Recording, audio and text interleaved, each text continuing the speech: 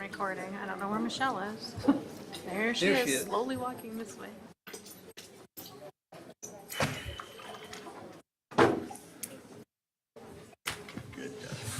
So, So we're good to go now? I was a little street ways for Michelle. yeah, I'm gonna find out tonight. as soon as she walks in. Interesting stuff. Is it real good or is it real House is not working. confused? How was Citizen Cummings? Yeah. Wasn't it? Citizen commentary got removed from that. Citizen comment. I'll wait till you tell us. Recording in progress. When's it gonna happen? Good? Good evening. It's Tuesday, October 17th, 6:30 p.m. Madam Clerk, would you call to the roll for the City of Franklin Common Council meeting? Mayor Nelson. Here. Alderman Hopfer. Here. Alderwoman Eichman. Present. Alderman Hassan. Here. Alderwoman Day. Here. Alderman Barber. Aye. Alderman Craig. Here. We have a quorum. Everybody please stand for the Pledge of Allegiance. I pledge allegiance to the flag of the United States of America and to the republic for which it stands, one nation, under God, indivisible, with liberty and justice for all. Mr. Mayor, Alderman Barber. I'd like to suspend the order or change the order tonight to let item 2, or B2, switch with B1, so B2 would be first on the agenda. Do we have a second? I will second that. We have a first and a second. Any further discussion? Hearing none, all those in favor? Aye. Any opposed? Ayes have it. So we will move now to the Red Ribbon Week proclamation. We could have the coalition group come up here.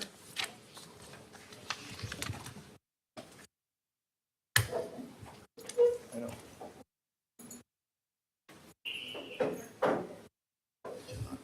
Yes, of course. So it's like last year, we kind of did this half moon. Oh, who's this? Who's this young man? I don't want to be rude. So last year, I asked, or the mayor asked, if anybody wishes to read the proclamation. Anybody want to read the proclamation? Yes. Yeah. It's fun. Don't be nervous. No, it's like, you just read it.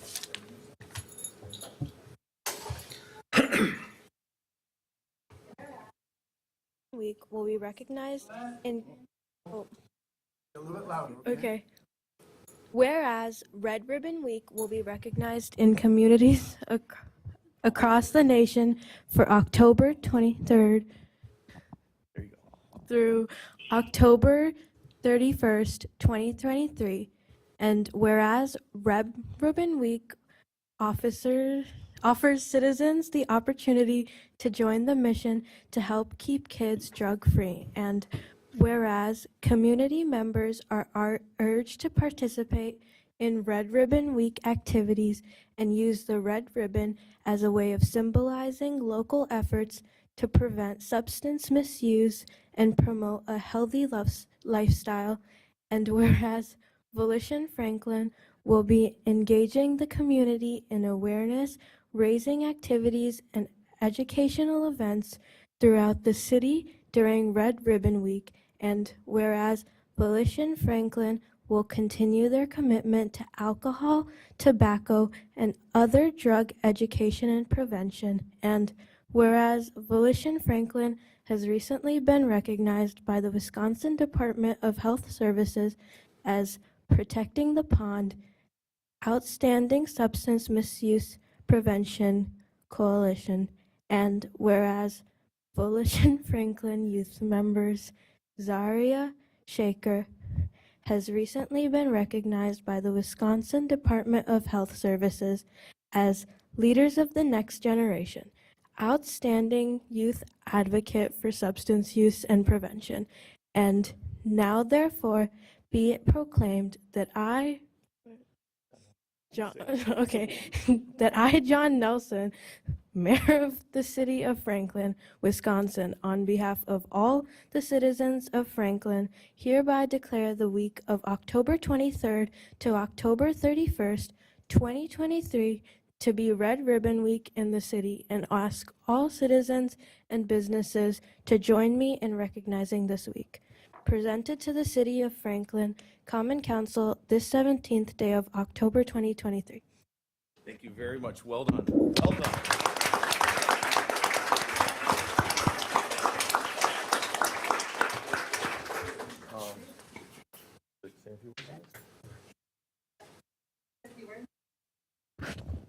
I'm excited that we have such a large crowd to share our Red Ribbon Week proclamation with. This is a great group of individuals who have been working for substance misuse prevention alongside the Franklin Health Department for many years now. So I hope that you can all support the Red Ribbon Week campaign, and thank you for being here.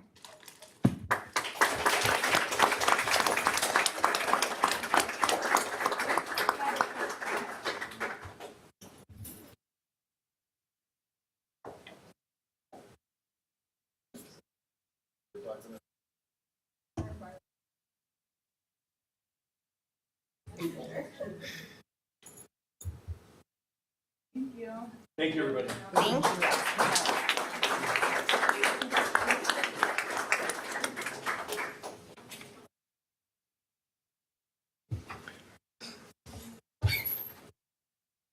Alderman, do you want to make the same motion and go back into regular business? I'd like to move to go back into regular order. Second. We got a first and a second. All those in favor? Aye. Any opposed? We are back to regular agenda items. We'll go now to item B1, citizen comment period. Any citizen wishing to come and speak, please state your name and address clearly. And the goal is to keep the comments to 3 minutes in respect for everybody that's here. Good evening, Reverend. Good evening, Mayor Nelson and the Common Council members. I'm Pastor Clayton Jones from Tri-County Baptist Church in Franklin, across from Maui's Apple Orchard there on Highway 100. I'm speaking tonight to thank some people here who have worked hard to represent the residents of Franklin living along Highway 100, where a plan to install a water main was disturbing to everyone involved.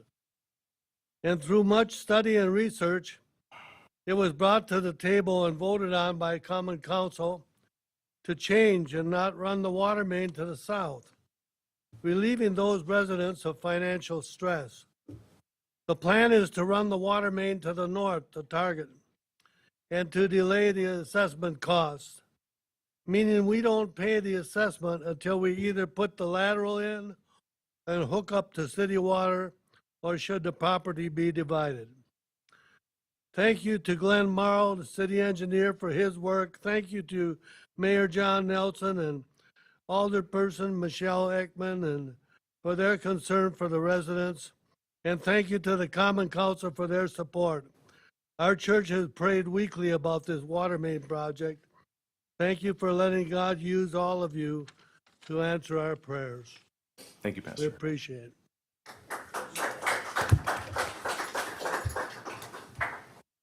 Anyone else wishing to speak at this time, please come to the podium. Should I close it off? Okay, seeing no one else? Wait, there's some sort of. Oh, I'm sorry, I didn't see anybody running up.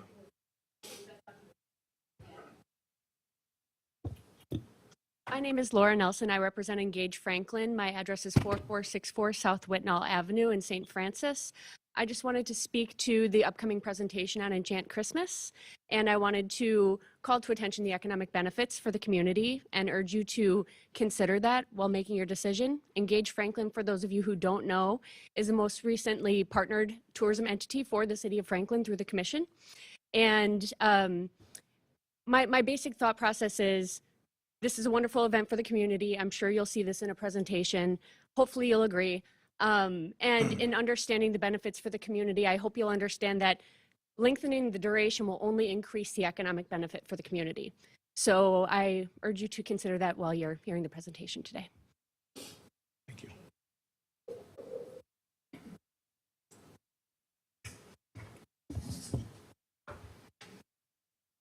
Good evening.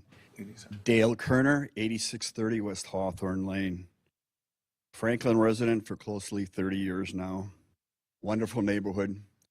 Just put a wonderful road in, thanks to our Public Works Department. Looks great. I'm here to talk tonight about the noise from the rock. Been talking about it for 6+ years. Understanding is they turn the speaker in. Time will tell. I'm hopefully, and I'm pretty sure that's going to make a big difference. You have this enchanted Christmas coming. Sounds wonderful. Do what you want up there. That's fine. Just don't let the noise touch my backyard. The Hills Has Eyes is running. I was under the presumption that the noise was supposed to be cut off at midnight.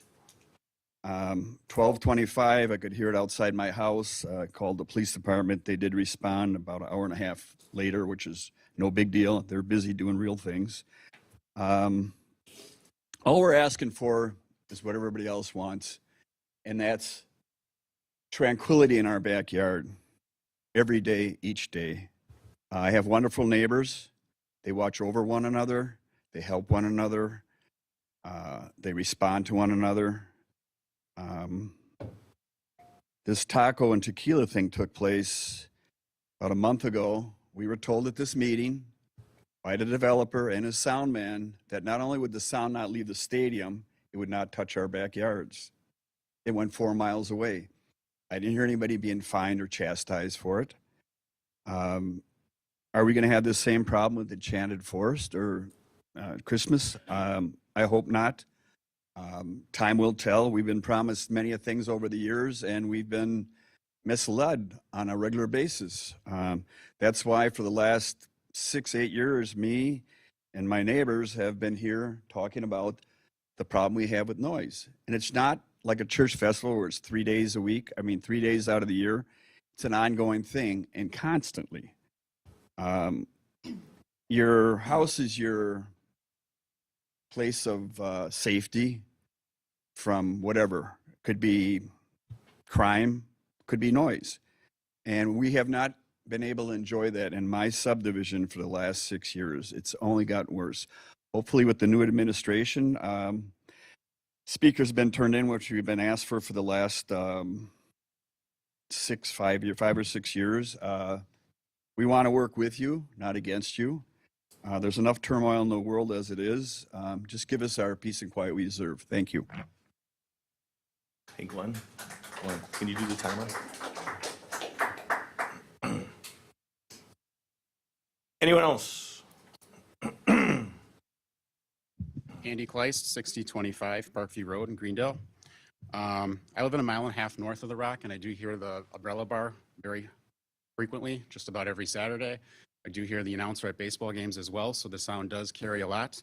I did not see too many updates on that MOU. I'm not sure if any changes have been made to that, so I'm just going to reiterate some of the points I made at the last meeting. One is that establishing the 3 decibel levels that depend on the type of event, the day of the week, and by the attendance of the event is just way too complicated to keep track of. It's too ambiguous. No one's going to be able to really understand what level the sound's supposed to be at depending on what event or how many people are there. So it's much simpler and easier to track if we can just keep that at what the ordinance says in Franklin. 50 decibels at the property line during the day, 45 decibels at night for those neighborhoods. There's also a noise abatement boundary from the county that is around the entire property, which is regularly being violated as well. Under the sound monitoring, if the city is going to monitor the sound, I request that the city review the planning director's report. I believe you guys had that at the last meeting and you were referencing that. I just want to point out that the planning director at that time did state that the sound monitor on 76th Street is essentially useless as a monitor for violations from the Rock Sports Complex. And even the county's recommendation says that those sound monitors should be moved so that they can better monitor the sound and get better readings from that as well. Under the speaker adjustments, I believe some of those speakers, as they were saying, have been adjusted. I just want to make sure that the umbrella bar is included in that when and if they put like a sound system in there for that. And also any speakers in the future, just cherry picking certain areas. I think the MOU only says Franklin Field right now at this point, but it should be the entire property should have their speakers pointed downward and inward towards where the events are. Under the extraordinary events, again, I'm not a fan of that at all. It's just a plain and simple, it's an entitlement for the developer. allowing the Rock to have blanket approvals for events that doesn't benefit any of the neighbors in any way, and it also takes away control from the city of Franklin. Basically, there's just consistently no consideration for the impact on families for miles around this development. The noise does need to be abated. They do need to follow the noise abatement boundary, which is in place, and they need to follow the county agreements and the city ordinance as presented by the planning director from the December 1st, 2020 report.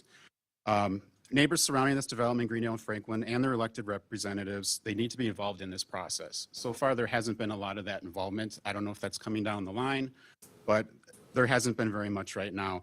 And having the closed door meetings that impact my quality of life and my neighbors is unacceptable, really. So we really need to have more transparency in what you guys are doing behind the scenes there. So thank you.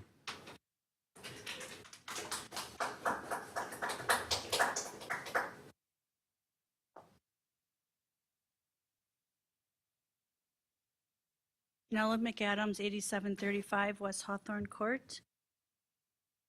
It is upsetting to me and my family that in response to citizens begging for relief from the noise carried into our neighborhoods, the city's response has been to continue to ignore our concerns. The common law entitlement of quiet enjoyment has been destroyed for the surrounding neighborhoods in Franklin and in Greendale. It is beyond disturbing that our alderman, Jason Craig, who was elected by the people of District 6 to be our representative, has been deliberately removed from meetings and finding solutions to the ongoing noise issue. Also, it is incomprehensible that an ordinance amendment to extend duration and hours of a special event would even be discussed when there has been no solution whatsoever or plan in place to substantially reduce the noise impact on the surrounding communities. So please do not revise any ordinance, nor accept an agreement that will not completely restore our quality of life. The following directives have been approved and are now law by the Franklin Common Council. The council directives are required to be fulfilled under the duty by you, Mayor Nelson. As noted in Wisconsin Statute 69.02, the mayor shall take care that city ordinances and state laws are observed and enforced, and that all city officers and employees discharge their duties. The following directives require fulfillment. The 2018-2023 outstanding council legislative actions and ordinance language require enforcement to protect surrounding citizens from nuisances. The first thing that is outstanding is that the one-year review needs to be fulfilled as agreed to within the PDD number 37 ordinance to address known concerns. PDD 37 states, Rock Sports Complex Ordinance Section 3, the applicant shall also provide a report to the Planning Commission after 1 year of occupancy of the new stadium to review the results of the noise monitoring. Obviously, Section 3 is long overdue. Second, fulfill the December 1st, 2020 Council Legislative Directive to return the Planning Manager report by February 2021 and work with Milwaukee County regarding steps to mitigate the noise. The motion was by Alderman Mayer. He stated, move to table this item and direct planning and engineering staff to consult with Milwaukee County regarding the approved comprehensive study. The parameters were to be reviewed and parameters set so that all needs might be met. A report was to be submitted back to the Common Council at the end of February 2020. That was seconded by Alderman Barber. All voted aye, and the motion was carried. So please follow through on these outstanding unfulfilled items. In addition, the proposed memorandum of understanding represents additional favorable rock entitlements instead of protecting citizens. And I will state again, nobody here wants the rock to be shut down.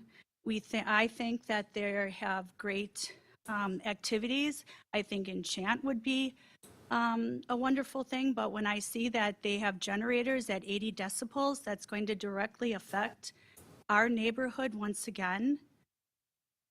It's just, it's ongoing. And every time we think that maybe we're being heard, another thing comes up, like item 19 tonight on the agenda, or generators at 80 decibels. So please take our concerns seriously. And, you know, we wouldn't have to be here at these meetings. You wouldn't have to hear from us anymore. Okay, I'm almost done. And we'd all be happy and can live peacefully. Thank you. Thank you.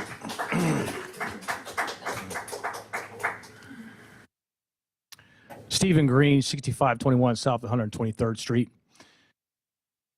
Good evening, Common Council. I'd like to once again say thank you to the mayor and Jason Craig and to Mike Zimmerman to working forward. I want to once again say, please stop looking at the past. Start looking towards the future. This is the only way this is going to get solved. I've heard twice up here that supposedly these speakers were moved. I went out there firsthand and took a picture myself. When I talked to Dana, she's the one who told me about it. I tried to call Dana. I tried to let her know. She didn't answer my phone calls. She's refused to answer my phone calls, even though I've tried to let her know that Michael is going to do something. He did not have to change those speakers. The MOU is not even in effect. It's nowhere near being in effect. The mayor's going to talk about that tonight. He's going to talk about good things. He's going to talk about the future. He's going to not talk about the past anymore. He's going to talk about moving forward, doing the right thing. So please, for the last time, look ahead. Good things are going to come if you are positive. Look ahead. Thank you, Common Council. Have a good night. Thank you, Mr. Green. Anyone else wishing to speak at this time? Dana Gint. Dana Gint. I was just talked about, so I thought I should go next. Thank you. Dana Gint, 9011 West Hawthorne Lane.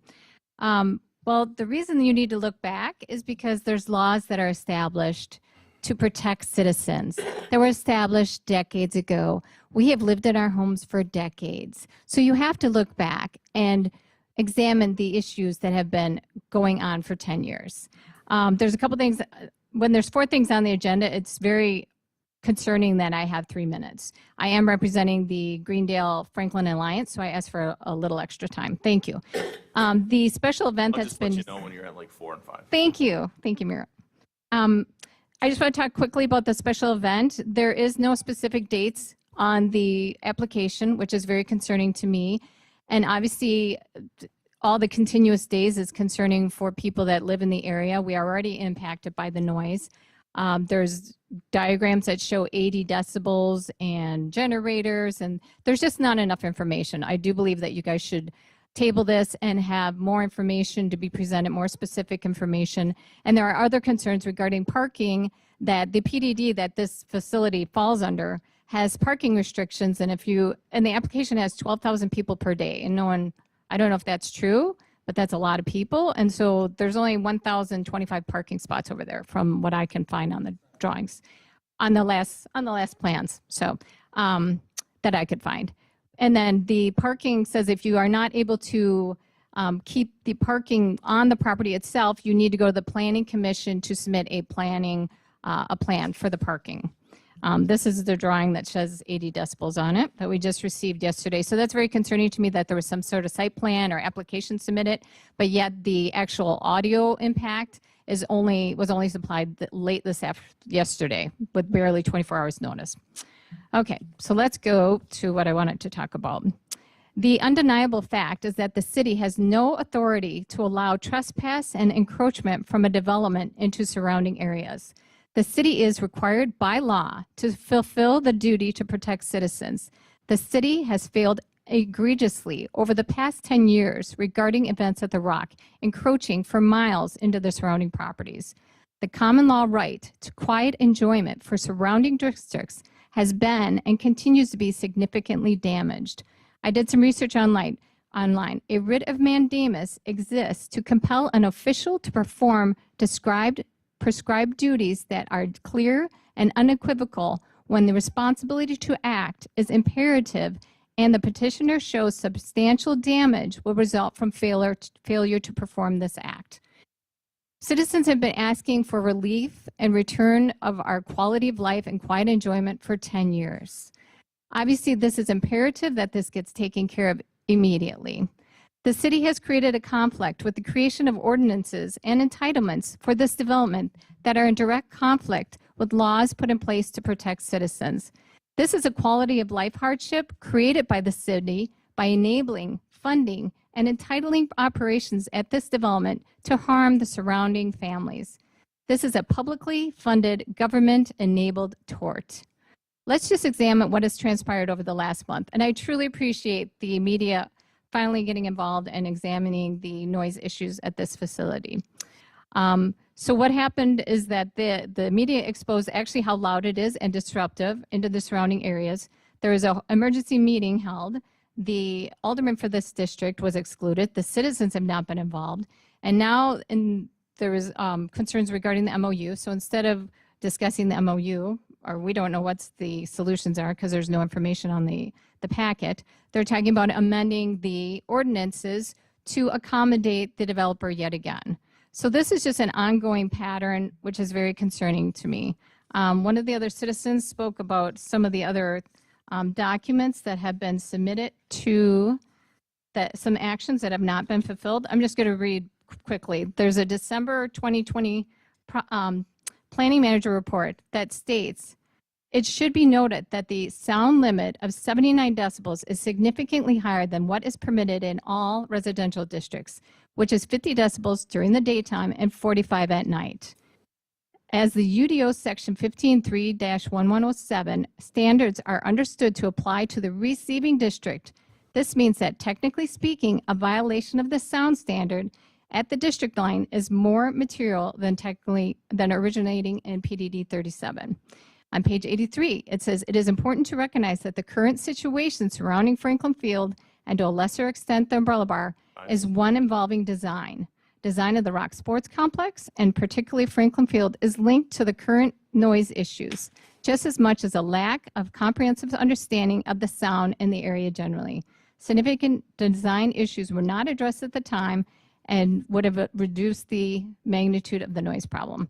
And then the cover letter for the report says, it has been noted that the decibel levels assumed by the applicant are incorrect for these type of uses, which was also repeated in the 2018 report by the planning manager at that time on 2 separate reports.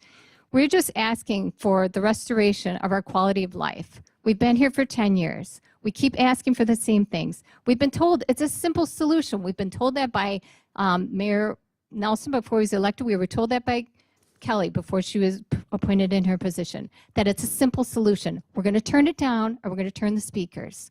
Let's do that, finally. Thank you. Thank you.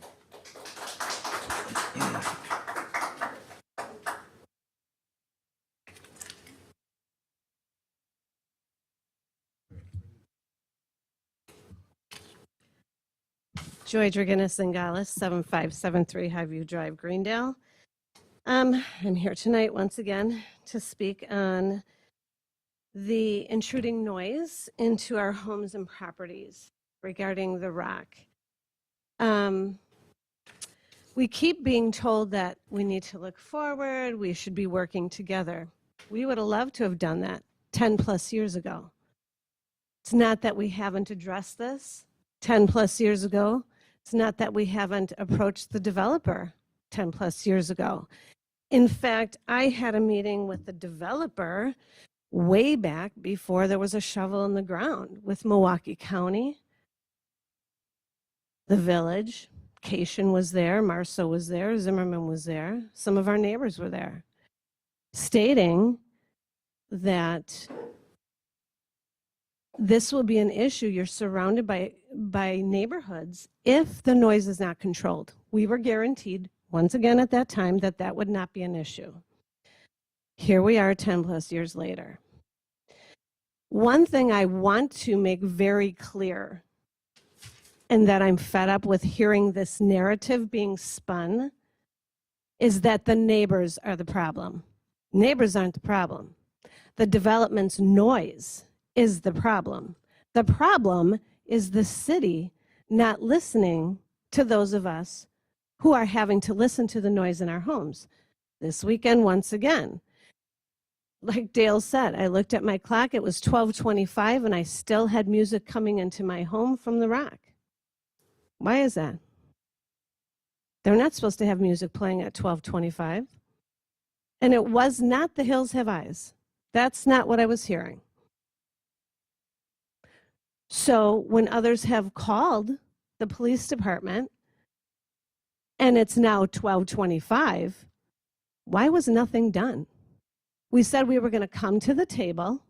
We were going to be forthcoming. We were going to be transparent.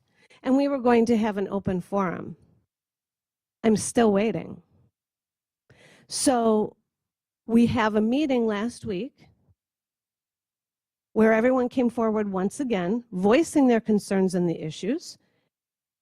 And the city decides to consider extending the days and the times for a development that's still not following the rules. I've never heard of anything so ridiculous in my life.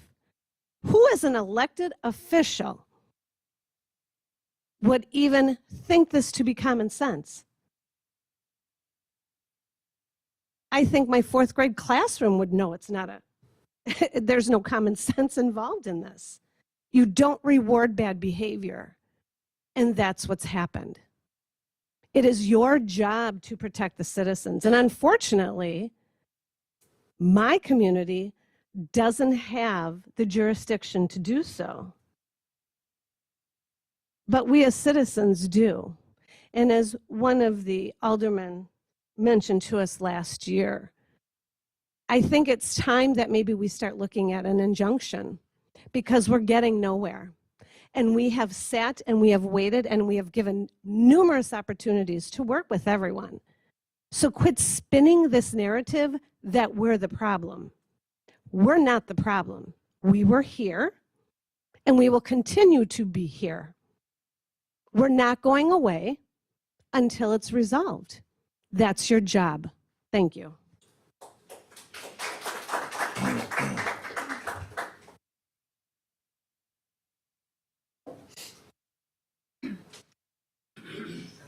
Good evening, Rich Busalaki, 7772 Tuckaway Shores Drive.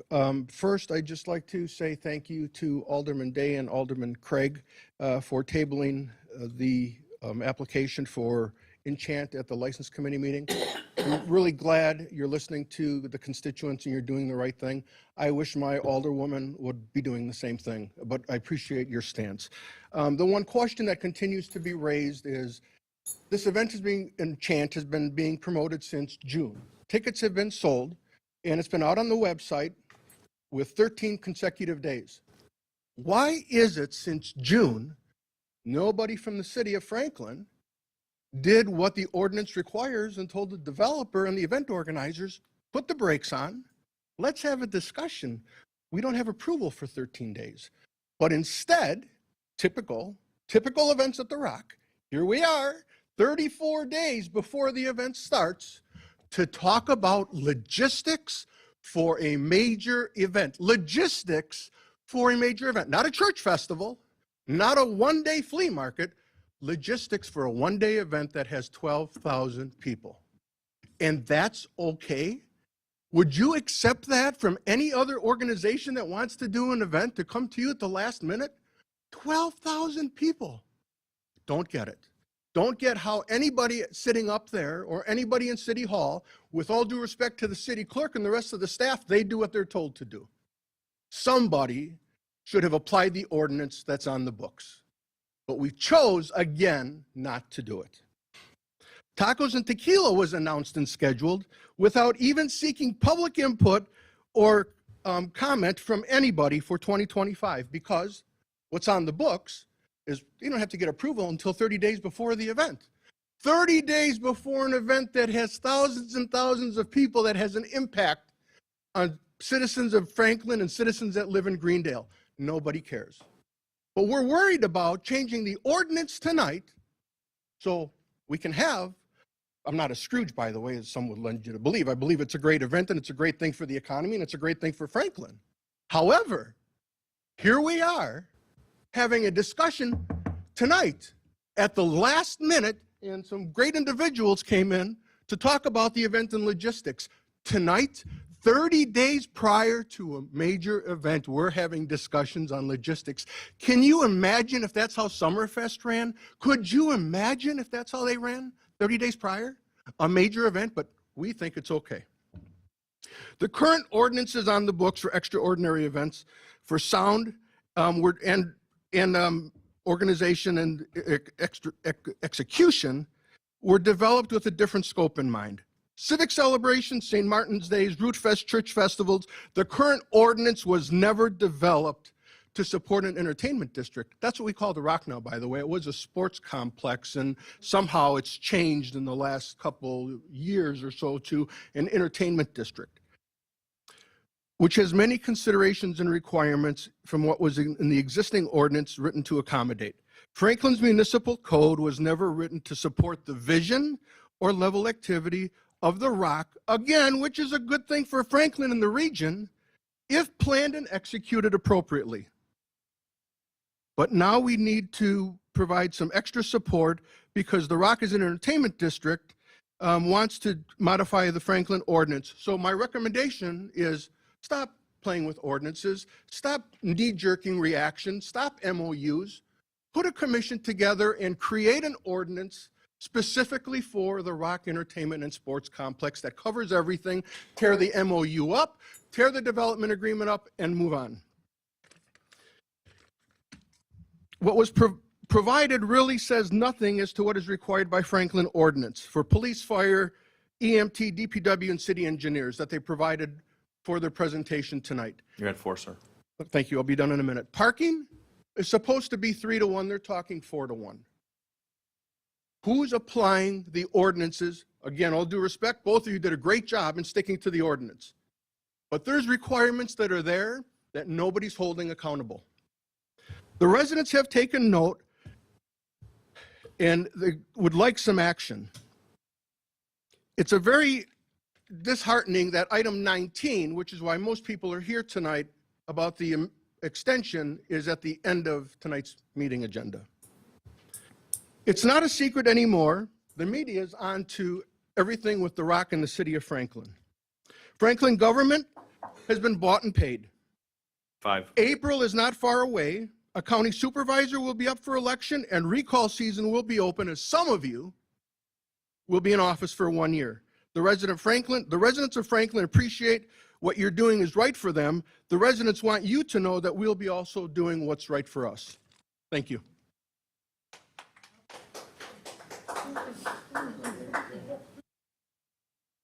Stephen Green, 6521 South 123rd Street. Common Council, with all due respect, I know you're only supposed to speak once, but everything that guy said is nonsense. Mr. Mayor.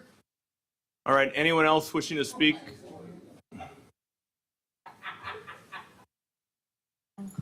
Good evening, Supervisor Patty Logston, 12100 West Belmar Drive. Well, Mayor, I'm very excited to hear that you're adhering to the recommendations that came out of the sound study that the county had supplied with a company called RSG. And in the 4-page recommendation by the lawyer, some of the things that you are starting to do, you're starting to turn the speakers, and we're hoping that you follow the rest of the recommendations that they have on there. Now, this message, and I thank you for that. This message is to the alder people. It's up to you now to make good of things that have been wrong in Franklin. Milwaukee County, I will state this again, as I stated in the last meeting, did not set 79 decibels. Milwaukee County cannot set the decibel level of a municipality. That is up to the municipality. At the time that this contract, that Milwaukee County had our development agreement, according to the ordinances in the city of Franklin, the decibel was 55 decibels. It was not 79. 79 is only used for a one-time permit only, like fireworks, something very loud. We did not state that we would agree to having that loud. When I revisited the City of Franklin meeting on tape, when they decided on the 79 decibels, you had people within within the city that stated to you that it was 55, not 79. But we had Mr. Zimmerman in this meeting and Mr. Taylor who kept stating, yes, it's 79, it's 79. I'm just asking you to keep in mind what the ordinance was at the onset of all this development. And again, I thank you, Mayor, for going forward and abiding by the recommendations of the sound study. Thank you.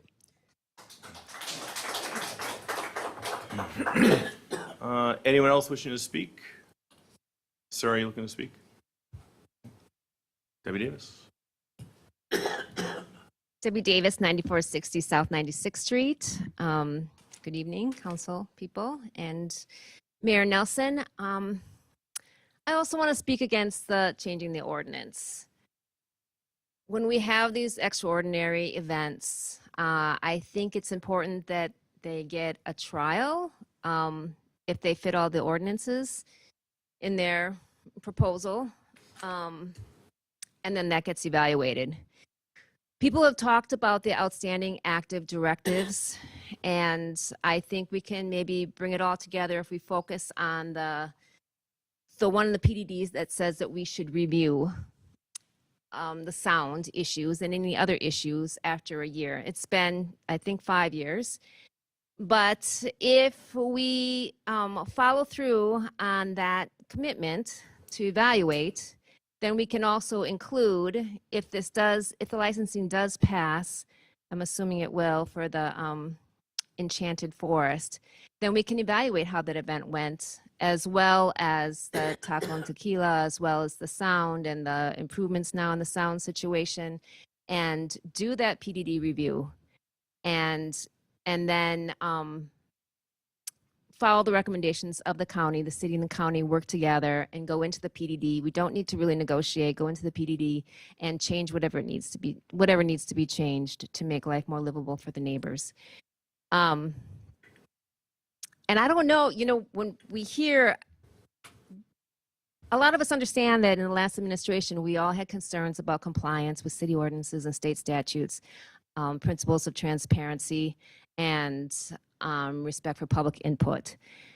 So I'm not sure if all these open directives, active directives, were just bad tracking, or if some of them were intentional. But I hope that we can really focus on that. And if we need a good tracking system so that we follow through with all the motions. I know another one that I would like to see, there was recommendations that came from the licensing board in February of this year that talked about sound and also talked about getting licensing approvals prior to promoting events, and probably had some other important recommendations, and they've never come back to council. So I think they might be with our city attorney, is what I heard. So that's another thing I would like for us to look at. So review the PDD after the year, and also look at those licensing recommendations. But please, please do not change the ordinance. Thank you.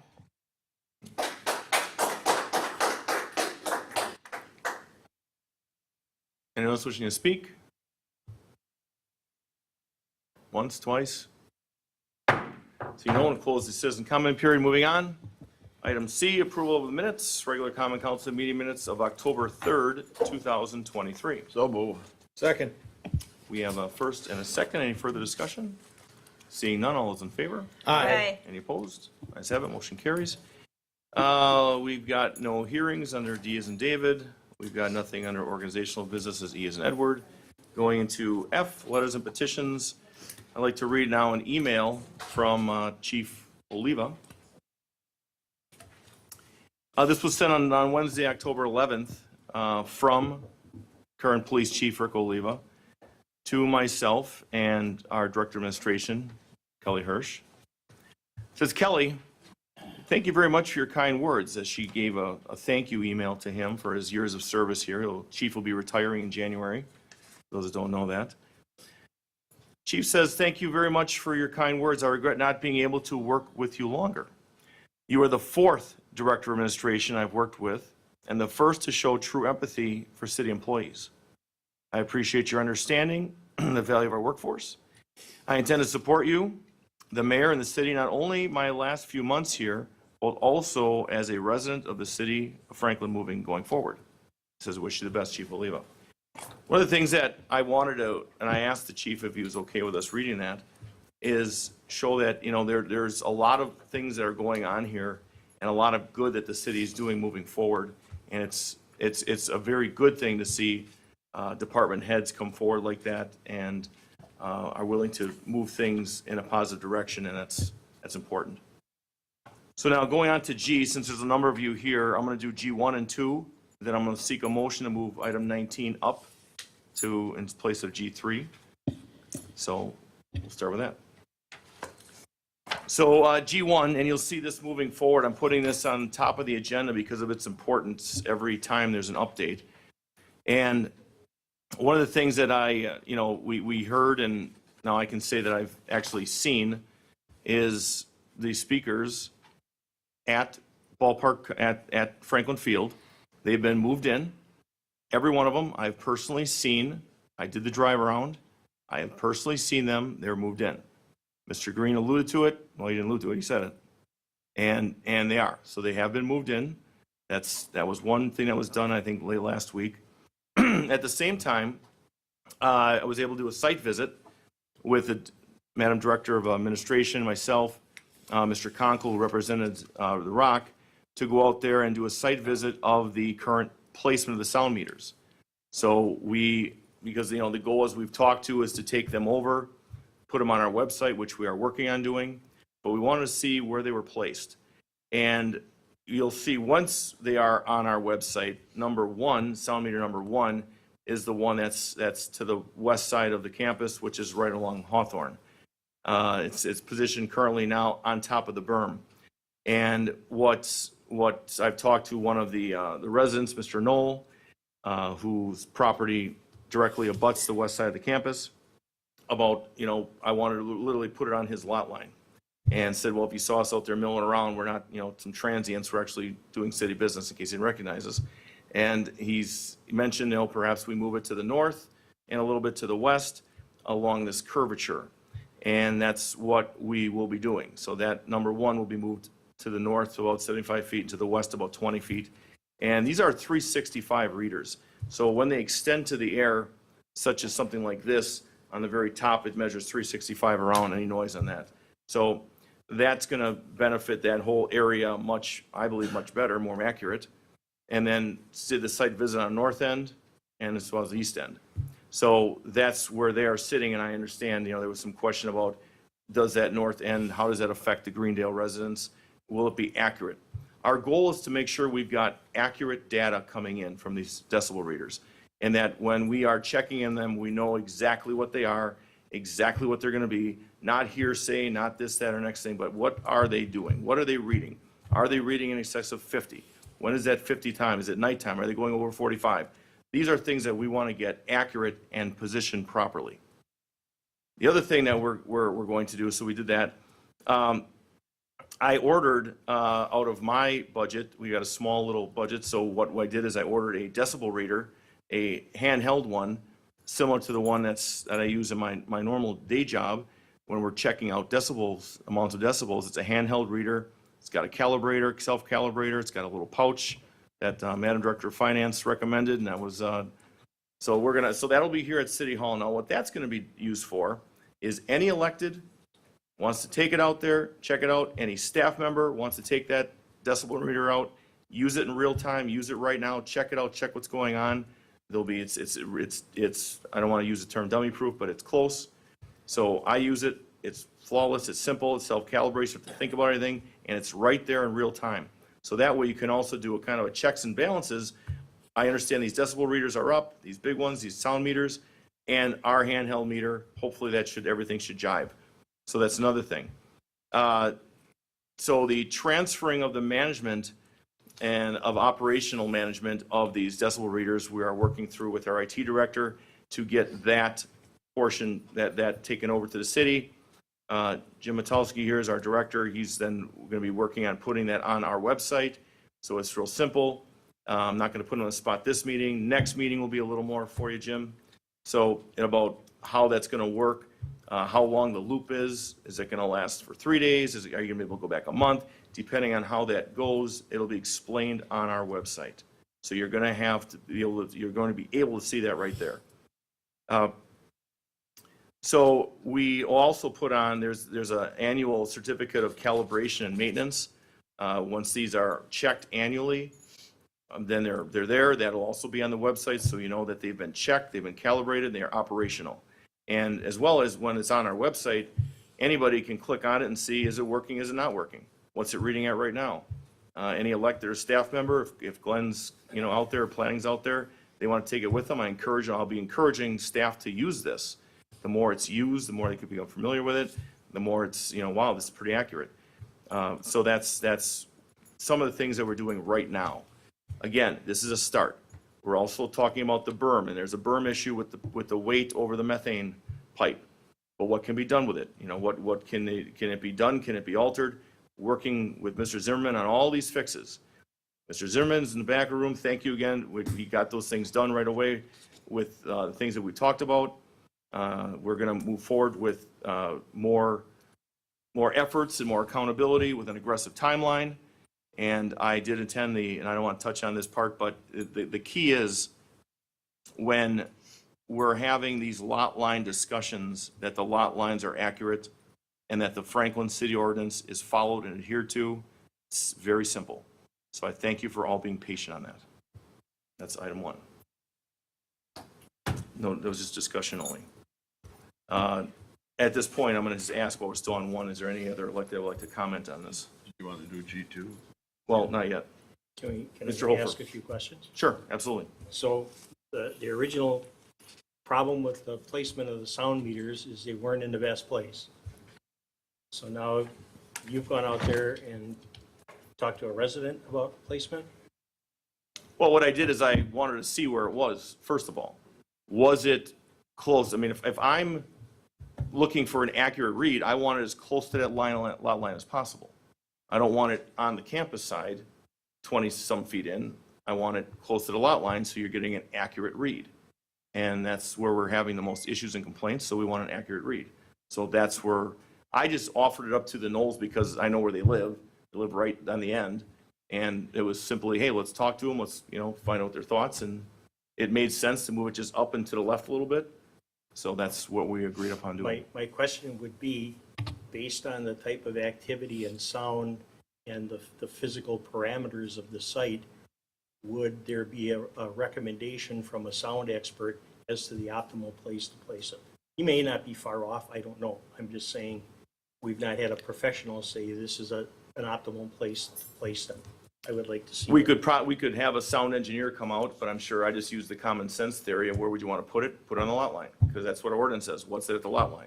So I just used my Franklin education and figured it out that way. And somebody did that with the original ones, and now we're moving it. Well, it wasn't on the lot line. 2 quick questions here. The first one, Mr. Hofer, was not on the lot line. So Okay. that's why I wanted to move it towards that. So how much was the reader that you purchased? With everything all in, 5. This is a pretty small amount. I would hope that perhaps we could afford one for the police department so that if they get a call at night and says there's a problem, having the reader here isn't going to do anybody any good. So I would suggest that the police have access to one so that they can take it out and respond to complaints. They can purchase their own, sure. Yes, that's fine. Though the reason why I wanted for all you electeds, if you get a complaint, grab it and go out there. Staff that are working here, planning, engineering, grab it and go out there. So the police may have one. I'm sure every police department's got one. So where I work, we have one, so that's why I'm only assuming PD has one. Do you have another point? Nope, that's it. Anyone else? Seeing none, we'll go on to item G2. Enchant Christmas event at the Rock Ballpark Commons presentation. Those that are involved in the presentation, if you'd like to come up to the front. We may have to procure another 1 or 2 chairs and a table here, and there's also a couple microphones for you to use. There you go. Glenn, do you want to use your? Thank you. Names and address. Yeah, in the address, the company's fine. Just state your name clearly in the microphone, company you represent, and the address of the company would be great. Jeff Vetting. Jason Babel. Michelle Leva. Company address is 74 Northeast 111th Street, Miami Shores, Florida, 33161.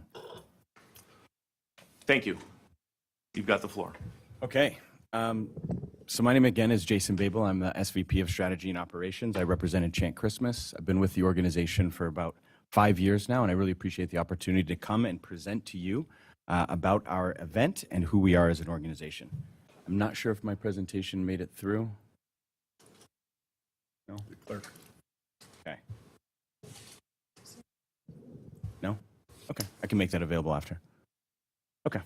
Did you want to? Do you mean you have like a PowerPoint that you want to present with? I would love to. Yeah. I've got an HDMI cable if that's possible. Well, the kicker usually is we let clerk know or the administration. Jim, do you have a second? Perfect timing that our IT director's here. Or else we'd be taking a recess. Thank you.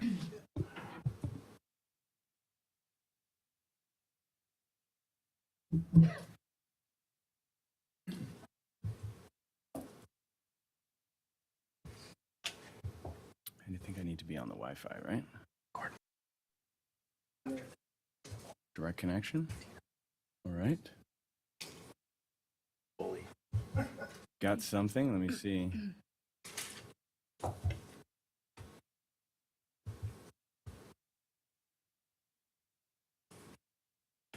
No available windows. Let me see.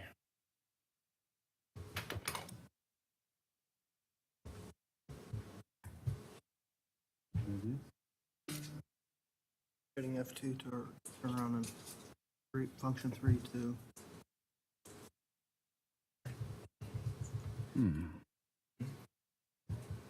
Create a new.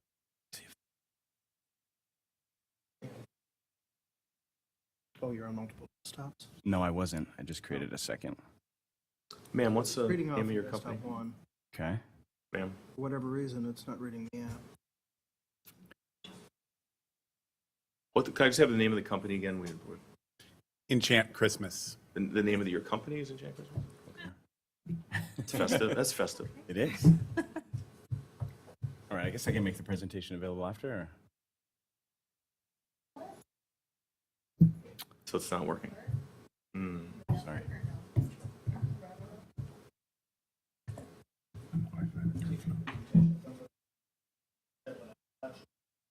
Do not have a flash drive, unfortunately. I apologize.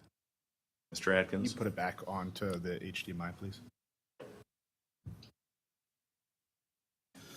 It's your opportunity to shine, Mr. Atkins. I love it. Save Christmas.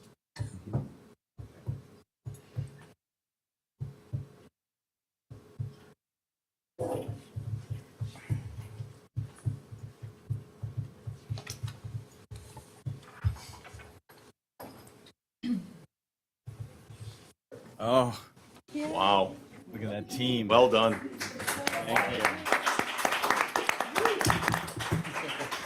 Atkins. Saved Christmas. He saved Christmas. He saved Christmas. All right. Sorry about that. So the intention of our presentation, as I said, is to tell you a little bit about our organization, our values, and the event experience itself. So one of the things I'd like to talk about in the beginning is tradition. Growing up, I came up from a small town outside of Toronto in Milton, Ontario, Canada. and we celebrated Christmas. And every year I would go to my cousin's house with my brother, and we would have 3 different traditions. The first one was trying to catch Santa. We were never successful, unfortunately. The second was my uncle pulling us behind the vehicle in a GT snow racer, and I know you can't do that anymore. And the last one was like the Griswolds going out and cutting down our own Christmas tree. Now, of course, annually there were presents. There were wonderful presents. There were some terrible presents. But it's those shared experiences with my brother and my cousin and my family that have lasted with me. And so I share that story because with Enchant, what we're aiming to do is to make magical memories with the people that are important to you. It's about a time with loved ones, friends, and family. It's the fabric of life. It's building tradition. It's those memories that carry on with you. And so our intention is to use our experience to create that space and that opportunity for you to do it. And our vehicle is Light, Awe, and Wonder. So I'd like to share that at the beginning so that you understand a little bit about our organization and the values associated with what we do. So Enchant, what is Enchant? Enchant is a larger-than-life, magical, immersive lighting experience that features a maze. Typically, our stories are following Eddie the Elf. Eddie the Elf is a beloved character who is similar to a Curious George, means well, but often finds himself in trouble. And as you are navigating through the scavenger hunt maze experience, you are helping to solve the problem that Eddie has caused to save Christmas. The story of Enchant. Our founder and CEO, Kevin Johnston, he started putting Christmas lights on houses within the community. And his business built and built until he was doing this for commercial and... Oh, boy. Mike? French. Oh, man. There we go. Just had to stand up. Let's start with 2016. So he was doing this in the communities, and then it caught the attention of businesses, resorts, malls, and it kept getting bigger and bigger. And eventually one day he had the idea of putting together a maze experience so that people could engage with the lights a little more. So he put together the first rudimentary maze in his dad's backyard. He invited the kids from the community. Lo and behold, they loved it, and Enchant Christmas was born. We hosted our first experience in Vancouver, Canada in 2016. We had about 230,000 guests come to that event. It was wildly successful. It was the focal point of community for the year. The challenge was the precipitation in the Pacific Northwest. So Kevin was looking for greener pastures, and he found a relationship with the Texas Rangers in Arlington. And so we hosted our second event in Arlington with the Rangers in a parking lot that year, and we had even more guests come to the experience. Now that opportunity caught the attention of the Seattle Mariners, and they invited us to come back up to Seattle to host an experience there. We were concerned about the precipitation, but what they did is they invited us to enter into the stadium. And so that shifted the event experience for us, and a new paradigm was born because now you have the opportunity to host the event inside the ballpark, which gave you access to the amenities and infrastructure associated with these large venues.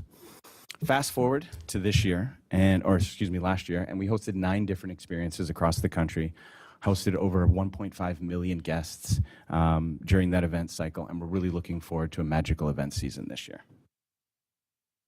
So, fast features of the experience. It's typically about 250,000 guests that are coming to the event over the 30-day period. Now, the way that we manage that is that we have arrival windows, so guests are flowing through the experience in a timed format.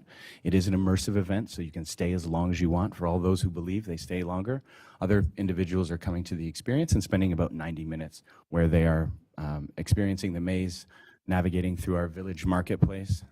I want to make sure that doesn't go. And participating in activities. Got it. So this is hosted inside of the ballpark. There's VIP opportunities. There's opportunities for small businesses to host their holiday events. There's opportunities for large businesses to host it. There's several different village opportunities in our marketplace where small businesses have an opportunity to extend either existing brick and mortars or to have that opportunity during the holiday season when people are spending a lot on their loved ones. And then, of course, there's Mrs. Claus, Mr. Claus, and live music and entertainment. Now, the live music entertainment component is what we like to call buskers, small groups, choirs, individuals like that that are providing background ambiance for the guests who are within the venue, but it's not a focal point of the experience. Sort of like a vignette moments within the event. So to summarize Enchant's achievements, we've been growing, and we are the premier immersive holiday lighting experience company within the United States. We've hosted over 4.5 million guests in 20 different events in 11 different cities. So we do have an expertise in hosting these experiences, and we have enough information to ensure that not only are we optimizing it for our guests, but we're very mindful of the communities in which we operate and how it impacts them additionally. I would say that every time we enter into a community, we don't want this to be an event in Franklin. We want it to be a Franklin event. It needs to be a partnership with the community, and we want to be a stakeholder, a part of that. The other thing to note here, and what we love about our experience, is it's multi-generational. Oftentimes you will see individuals enjoying the experience, grandparents, parents, grandkids, friends, family. It really has something for everyone. Oftentimes I'll be leaving the experience and there will be a dad who has to go back in because he hasn't had an opportunity to find Blitzen. So it's really a fun experience, full of laughter and glee. Everyone has something that kind of appeals to them. And so this is just, I guess, a little bit of bragging for us on some quotes that we've received from individuals across the years. The four cornerstones of the experience are the maze, the activities, the village, and then the events. So the maze, as I said, it follows the story of Eddie the Elf. Each year is a unique opportunity for guests to come and enjoy that experience. I don't know why it keeps doing that.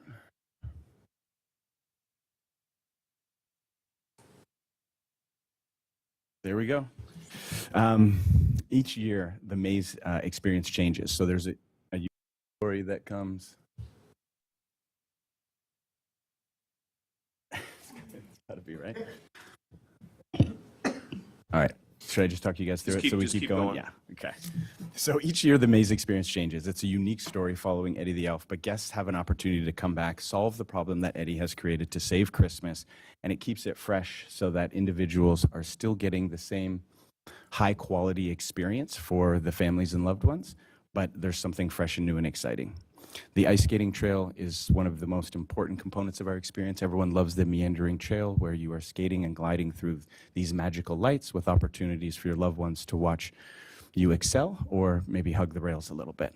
The activities that are included, of course, I've mentioned Santa and Mrs. Claus, but we have other smaller activities and games for all ages to enjoy the experience. And then, of course, the private parties is the opportunity for food and beverage, you know, mulled wine, those kind of delicious holiday treats that everyone looks forward to during that time of year.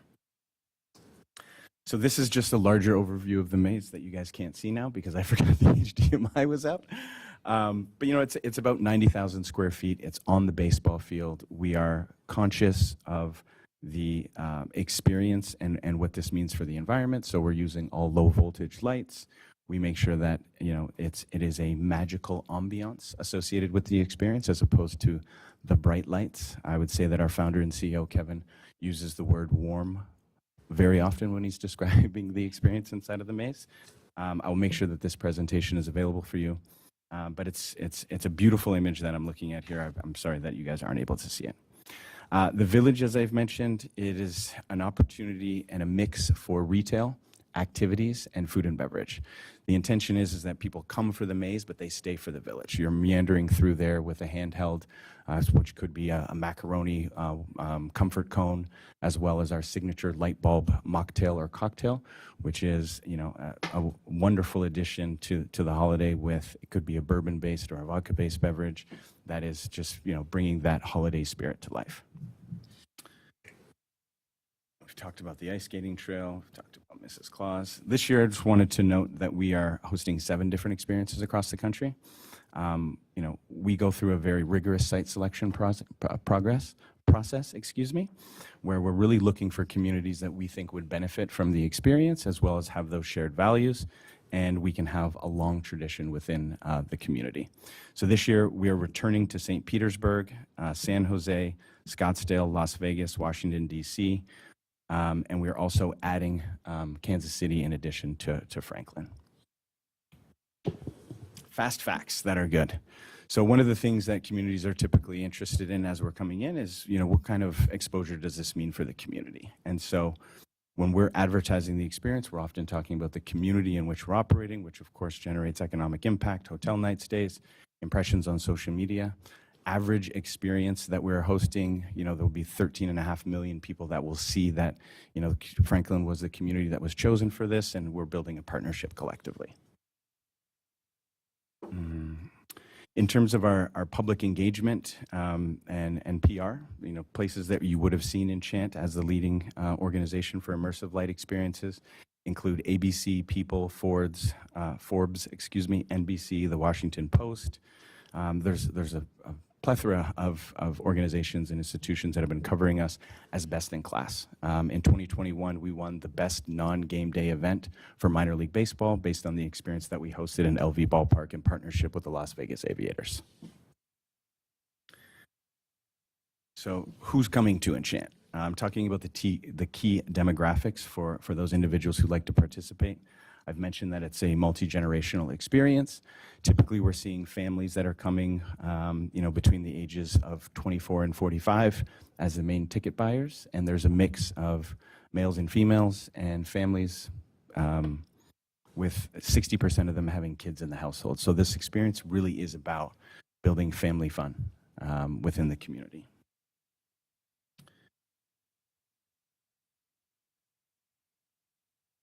So I wanted to provide that overview to give you a better understanding of who we are as an organization. I will make sure that this presentation is available. We have some videos as well online so you can get a better feel for what it's like at the experience. I've often gone into communities and tried to explain who we are and what it is, but it's once you experience the magic of Enchant that it really comes to life. Okay, thank you. So I'd like to start off with a few questions. And I know it's no surprise what was talked about at licensing. Sure. So one of the big questions that we hear is, okay, noise. So the noise levels for this show and, where you're inside the bowl. Let me take 2 steps back. So this entire experience is inside the field, correct? It's not. I mean, your tours, everything you're doing is inside of the Milkman Stadium. Inside the Milkman Stadium, yes. Yes. Yes. Yeah. So inside, you may move it a little closer to you because I'm going to. Sorry. This is going to be on the whole world's watching. Sure. So inside the stadium is where the event will take place. Yes, sir. Good. Okay. Going forward now, big concern is going to be about noise. Mm-hmm. Whether it's a generator, whether it's coughing, and whether it's anything. Mm-hmm. So what we want to do is we need to make sure that our residents aren't going to have that issue or that problem. So tell me what you heard us talk about checking decibel levels and things at La La Land. What are you going to do? And I'll phrase it this way, not to be aggressive, but I'm going to phrase this. What are you going to do to guarantee that we're not going to have any complaints? Absolutely. With noise. No, that's understood. So as I mentioned earlier, we're committed to being a Franklin experience, and we want to be cognizant of the issues associated with noise and the surrounding community. The drive for our experience is that shared time with loved ones. So the main focus of it being a scavenger hunt as you're going through, we need individuals to be able to, I guess, share tips on where Donner and Blitzen are or the different presents that they're looking for. We need them to have that opportunity to have meaningful engagement with each other. So the entertainment component of our experience is ancillary, and it is I would say, value add, but it's not the driver of this experience. We have dress rehearsals, so to speak, or soft openings planned, where we can go through and I guess evaluate the impact of the run of show experience. And we're prepared to look at the decibel levels using all of the tools. I'll buy our own handheld to be a committed partner for the community and make sure that we are being respectful of the neighbors that are there. I will say, I mean, I've done this experience many times. By day 20, I'm having a difficult time with the soundtrack, having heard it every night. So I can imagine how they would feel not being one of the producers of the experience. Reasonable. What about what was mentioned earlier about generators? Do you use generators in the show? Are they the large trailered ones? Are they the low vibrating ones? What are they? Because that's going to be something that we don't want to hear that noise traveling and echoing into the neighborhoods. Yeah. I'm not the generator expert, so I You are. Sorry, I can step in a little on that. The generators that are used are the same kind that you use on sound stages for film. So they need to be ultra quiet so that you can shoot while the generator is running and supplying the power. So that is the same generator that we're using. I've seen a lot, heard a lot of the different decibel levels thrown around. Those aren't accurate. We will make sure that these are running quiet and that we have decibel meters in place so that we can monitor what the generator levels are and mitigate that noise. They come in big sea container type enclosures that have noise abatement all around them. And again, they're the kind they use on film, not the kind that you use in your backyard to power your house when the lights go out that are rah, rah, rah. So they're encapsulated? Correct, So they yes. contain the noise? Yes. And I'm repeating it for a reason? Yes. Okay, good. I'm going to yield. Anyone else on the counselor? Alderman Barber. We have a similar ongoing China Lights. I'm sure you're familiar with it. Been something that's been going on in here, so possibly your enchantment will be a continuing presence for our community as well. My concern again is the noise. I see in number 11, there are no sound amplifications for this event. Unlike the live performance concert, then it goes on to say detailed plans will be available for review by the permitting meeting. Did that happen? Yes, we submitted the audio plan. Okay. Have you ever monitored or have you done decibel readings at your previous events, and what have those results been? What are the numbers that I'm looking at different venues, and then there's an aggregate sound that comes from that. It's just not one thing going on. Yeah. So there's an aggregate sound that builds. Just like I'll look out in the distance and I'll probably see a hue of light that will be coming. But this thing magnifies, and so I'm just wondering what you have found in terms of your own measuring and what that has been. Yeah, generally we're between 80 and 85 decibels at the heart of it, and then that dissipates out as you get further and further from the center. When you do your dress rehearsals, could we measure that? Certainly, Let us know when that'll be, so and we would encourage that. ahead of time? Yeah. And if we have to make adjustments or suggest them, we could do that? Yes, and all of our sound is controlled and zoned out so that we can turn everything down as much as we need to. We're hearing this concern, and we want to make sure that that's something that we mitigate and that we really work hard to be a Franklin event. We want to be here with y'all for a long, long time. And hearing the concern about the sound is something that we want to address just as much as you do, because, if I lived here, I wouldn't want a noisy thing going on all night and keeping me from sleeping. And that's one of the things that, we shut everything down when we leave at night. We're out of there by 11:30, sound off, lights off. We're getting sleep too, because we have to do it all again the next day. I will say as well, just to add to what Jeff was saying, our hours of operation, he said we shut it down by 11:30, but as the night carries on, there's a dwindling group of individuals who are still enjoying the experience. I would say at the peak time, it's maybe around 7 o'clock where you would have the most number of individuals in the event. And then as the night carries on, there's stragglers who are still participating, but most of the people have started to move back to their residences. My last question is, will alcohol served by the vendors? Something that'll be part of this scenario? Yes. Yes. Special eggnog. Are you yielding? Yes. Alderwoman Day. Thank you. And thank you for coming back and being drilled by all of us again. I appreciate the time you're taking and your thoughtfulness in wanting to make this an event that both the neighbors and the city can get behind. I have two questions that just came up during your presentation that I didn't have during License Committee. The first one is regarding the other venues that you have. I noticed that many of them were essentially Major League Baseball stadiums, and arguably Franklin Field is much smaller than that. So when we talk about things like capacity limits of ticket sales and parking and whatnot, how has your scalability for this event factored in that this is a much smaller venue in terms of parking availability and the size of the field itself? Have you scaled down what you would normally have at, say, the Mariners baseball stadium, or are you anticipating the same number of people? No, so we do take into consideration the size of the venue and the parking availability, of course. The last thing that I would want was for the arrival experience of the guests to be poor, because then they won't come back the next year and they'll tell all their friends that they had a poor experience. By way of example, this year we're hosting an experience in DC at Nationals Park. our capacity for that venue is around 18,000. It is a major league ballpark. It is a different consideration. And so for this experience, we are tailoring the arrival windows, the parking availability, and all of that to make sure that guests come and have a magical experience and then tell their friends. And we have hosted this in other minor league parks before that are a similar size to Franklin Field. We've been in Nashville, we've been in Sacramento in the River Cats Stadium. So we have experience in this size of park with even less parking spaces. And as Jason said, you know, our guests are the most important thing to us. We want to be a long-lasting holiday tradition.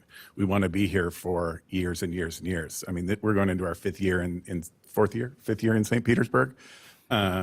With a long-term contract there. All of our venues we want to come out of and make them better than when we went in. Great. Thank you for that. That's helpful. And then my second question is a little bit about marketing. I've heard you talk at the presentation at License Committee as well as here that you're wanting this to be a Franklin event, that people think of Franklin and think of this event. Yet, and I apologize if this comes off a bit snarky, the advertisements that I see say Enchant Milwaukee. And I know when I read Facebook comments from time to time, people are confused about it saying Milwaukee, but then the location is Franklin Field, and some people don't even know where Franklin is. So I guess my ask is that you think about perhaps changing some of the marketing to include Franklin. I mean, if you have to say that it's a suburb of Milwaukee or it's in Milwaukee County, but I feel like Franklin is getting lost in this when you're saying Enchant Milwaukee. I can speak to a little bit of that. In terms of our work to drive people into this community and to build up that economic impact, we have a campaign around Plan Your Stay, and we have partnered with a host hotel, and a lot of that marketing, which rolls out in a couple weeks, will undoubtedly be focused on Franklin and be talking about how we're involved here, the community partners that we'll be working with. I think from a sort of optics or awareness standpoint, Milwaukee's the large metropolis near here that helps us to drive more eyeballs to what we're doing here in Franklin and gives us that audience pool to build the awareness that we're looking for in a first year. So with that marketing campaign then, you're anticipating then being able to drive some of that anticipated revenue toward Franklin businesses and establishments? Oh, I absolutely. know a lot of the impact documents that were sent to us were based on a county level. So I know, while we don't dislike our Milwaukee County neighbors, we would like the majority of the economic impact, to stay right here in Franklin. So Yeah. I think a lot of what we do in our marketing department is to drive community relationships to help build little moments within our events. For instance, we're hosting a Pause and Clause night, one night of the event. We'll be looking to source a vet to have on site. We're looking to source different vendors, and those would be people we'd partner with from the immediate community. And this is one example. We have multiple theme nights partnering with or we're hosting college nights, and we'll partner with the local colleges to help get the word out and to get them involved and on site at the event experience itself. Oh, thank you. Yeah. Alderman Reichman? Yes, I wanted to thank you again for flying in and for your time in our licensing committee meeting. As several know, licensing ran a few minutes late, so the three of us walked in the meeting here just right at 6:30.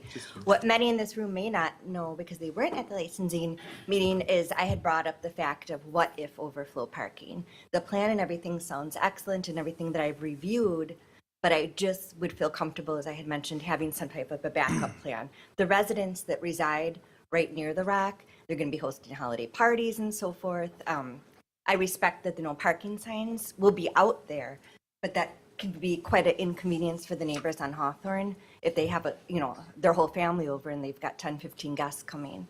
So that's something that we discussed that would be looked into to let those listening and those in the audience know. And then it has also brought up having the cell phone booster. That's something that you reviewed and looked into again, because as not only an alder, but I also reside right near the Rock. So I want to make sure that cell phone service in my district, District 6, District 5, that have been affected with other events in the past, is operable. So I know that there's different things that can be looked into for bringing a truck booster with a booster in, or, I would just like to see if something like that could be checked. I would really appreciate it. Yeah, definitely. And we can look into that. And, you know, Jason spoke a little bit to our timed arrival windows and the way that we, you know, have our guests on board and come in and they stay for 90 minutes. This is, you know, coming in at 4:30, coming in at 5:30, coming in at 6:30. So we're not having 12,000 people all at once. You know, we're having less numbers throughout the event that make up a 12,000 for a total day. So that helps with cell service. Also, because we have so many multi-generational families and children that don't have cell phones, it's a much lower number as far as how many people are actually using their cell phones at our event. And then the upgrades to the Wi-Fi that the stadium has put in and encouraging our guests to ensure that they're using the Wi-Fi if they're at the event to do their texting and their emails and things like that. Okay, thank you. Mr. Oprah. Couple questions for you. It sounds really good. I'm excited to see it. I understand there's background music that's played. Do you have your own sound system, or are you using the existing from the Rock? We have our own sound system. Okay, and so you're aware of what our decibel limits are. Just in case someone would complain, what's the process and what's the turnaround if we call you and say we've got a couple of complaints on sound? Immediate. We can respond immediately. We have full control over our audio system, and we need that for things like emergency messaging, weather-related announcements, stuff like that. So we always have the nimbleness to be able to turn things down, even turn things off, make announcements, and do what the community needs. Perfect. I'm not sure if the porta potties are you or if that's the Rock, but you're looking at like double their capacity for normal circumstances. So who's handling that, and are they doing it by code so you have so many per person? And Yeah, so right now we're at about a 1 to 51 people on the busiest night ratio. As that creeps into a 1 to 75 ratio, we'll look at pulling the trigger on additional restrooms and bringing in, whether it's restroom trailers or just the standard portable units. But as we talked about, our guest feedback is the most important thing to us. So if our guests are complaining about the restrooms or not having a good time, that's something that we need to change and make that change immediately so that we don't have upset guests on our hands as well. and emptying on an appropriate schedule. Correct. Yeah. And then for my own curiosity, being as I'm involved in tourism, how many people are you bringing to town and how long will they stay? So we've had economic impact studies conducted by Howard University, Visit St. Pete, Clearwater, Tampa University. Typically what we're seeing is that depending on the market, about 25-30% of our guests are coming from outside of the traditional MSA. The length of stay depends on how many personal connections that they have. Of course, there was some impacts coming into 2021 when we were still dealing with the pandemic. What we're seeing now is that, you know, there's typically about anywhere from 9 to 16,000 overnight stays. But we don't have enough data on the duration for any individuals. Are they staying 2 or 3 days? We just know the overnight stays. And what about your staff and setup and all of that? Sure. They're traveling, and how long are they staying? And I'm hoping we don't have a ton of hotels in Franklin, but Yeah. hoping they would be given priority. No, yeah, absolutely. So as Michelle was mentioning earlier, we have a host hotel. And so we make partnerships so that we can drive attendees to those local hotels. Included in our information packet is a know before you go that allows you to plan your trip. And so we'd be guiding our guests who are coming from outside of the market to stay in Franklin, eat in Franklin, participate in what Franklin has to offer. In terms of our staff, you know, we try and hire as local as much as possible. There's no sense in us flying people in and then, you know, having to host them in hotels. It gets very expensive.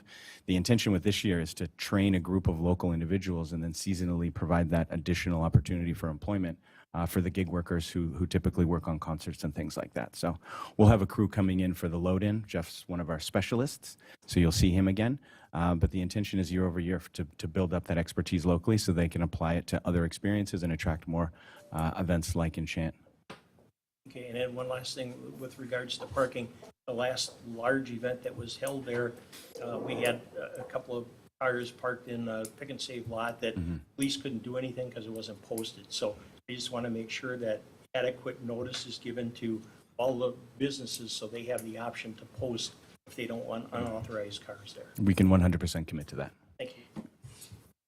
Alderman Eichmann. And on that note, I'm happy to work with you too, because Pick and Save in that whole area is my district across the street from the Rock. So we'll definitely be talking. And reflecting back on what Alderman Hoffler said, is as far as the constant communication. That's really important. So that was also discussed in licensing. I greatly appreciate that. So if we could get emails, phone numbers and so forth, and a whole list, that may be a good tool for us alders, because we are the ones that take all the complaints for the most part.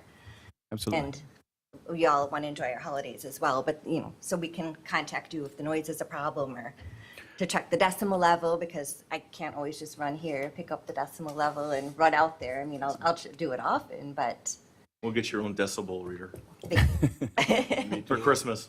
yeah, that would be great. And otherwise, I'm not done yet. Sorry. Otherwise, I just wanted to thank you once again for your time. I mean, it's a wonderful event. I feel that Franklin's honored to have this be brought here and so forth, so I appreciate you being here. Thank you. Alderman Barber. In order to ensure that the guest experience is the best possible, do you measure or monitor the crowd control, and how do you prevent overloads for services such as food and restrooms, things like that, that would just kind of take away from the experience? But we'd like to know how you do that. So we put together the event date schedule as well as the arrival windows for ticket purchasing based on our experience in the historical data, having hosted the 4.5 million guests. But in our opening weekend, what we do is we reduce the availability to about 75% of what we think the venue can handle in order to understand how guests here in Franklin will engage with the experience. And so we're using that opportunity to monitor. We have, as Jeff said, material thresholds for certain items, parking, bathrooms, Wi-Fi, all of those types of critical event infrastructure means, so that we can make adjustments during that first dark day period. So we open for the first opening weekend of 4 days, reduce capacity, make our adjustments, and then try again. And we do that several times to make sure that we have it 100% right by the time we get into the busy season for Christmas. In terms of food and beverage, sorry. Go ahead. In terms of food and beverage, we work with the local venues too. We don't want guests waiting too long in line. We want the presentation of the food to be wonderful. So we have these reports that we fill out, and we'll sporadically go through and engage with the guests. We use a system called Delighted that has a net promoter score. At the end of every night, every guest who's purchased a ticket is sent a survey to rate the experience, and then I do a keyword analysis on if there's any issues associated, and I segment that into arrival experience, the maze, bathrooms, safety, all of those different components. And we go through and we meet with our teams on a daily basis to make those adjustments to ensure that there's a great guest experience. Thank you. Yeah. Yield. Mr. Olfer. I just forgot something else that was brought up. So you said it's a 90-minute average stay. I'm assuming then the ticketing scheduling has got that factored in? Yes. Because I just wanted to make sure that we're not stressing out on the parking side of things. Yeah. It sounds like you folks are very eager and willing to work with us on this. If, given the length that it's proposed to go, if say 2 weeks are in, that if there's a need, we might be able to sit down and say we need an adjustment here, or what, that we can do that, you would be willing to do so? Yeah, my plan is I've got to go home and pack up some things, but then to come and be in Franklin for the load-in, as well as through the opening experience, to make sure that everything is meeting our obligations and we're representing the community, the venue, and ourselves to the best of our ability. So I'm happy to pre-schedule a check-in with you all, if that makes sense, to kind of get an understanding of what you're hearing from the community as a part of this survey process, so that we can be proactive going into the second weekend of the experience. There's always unintended consequences, especially the first time out, and I don't want to wait until it's over, adjust things on. I feel the exact same way. I don't like surprises. Appreciate it. Thank you. Alderman Craig. Just a couple things that through the conversation that just wanted to kind of ask about. You mentioned about going home at 11:30. Is that a hard stop then of like, hey, go home, or rather you don't have to go home, but you can't stay here sort of thing? And I don't, don't want to be harsh, but if you just haven't gone through you're halfway through the scavenger hunt and you haven't done the whole thing, sorry, maybe buy a ticket tomorrow. That's exactly the case. I do want everyone to have a great experience, and I'd be more inclined to say I'll invite you back as my guest to experience it again, so that you can come through and tell your friends how wonderful it is. But we have a hard stop at 11:30. Lights come on, and then everyone is out, and then we turn everything off. And get ready for another day. And that's the great thing is we can, turn the maze off at key components, which we have to do in certain venues to get people out. Like we have a light up dance floor that's like a Rubik's Cube that you step on, and it's really awesome, and people love to stay on that. So that's the first thing that goes off at 11:25 because we know people are going to want to be on that thing. And then we start turning down the reindeer and things like that. And so people understand that, okay, now it's time to go. They're closing down for the night, and then we can turn the house lights on so everyone gets out safely, and then everything off and get ready to start the next day. And in licensing, we talked a little bit about how, the need to be agile for, especially for weather concerns as far as that goes. A lot of the places that you did mention really don't have to deal with the torrential snow that we have here. And I think the closest would be your experiences in the Seattle area.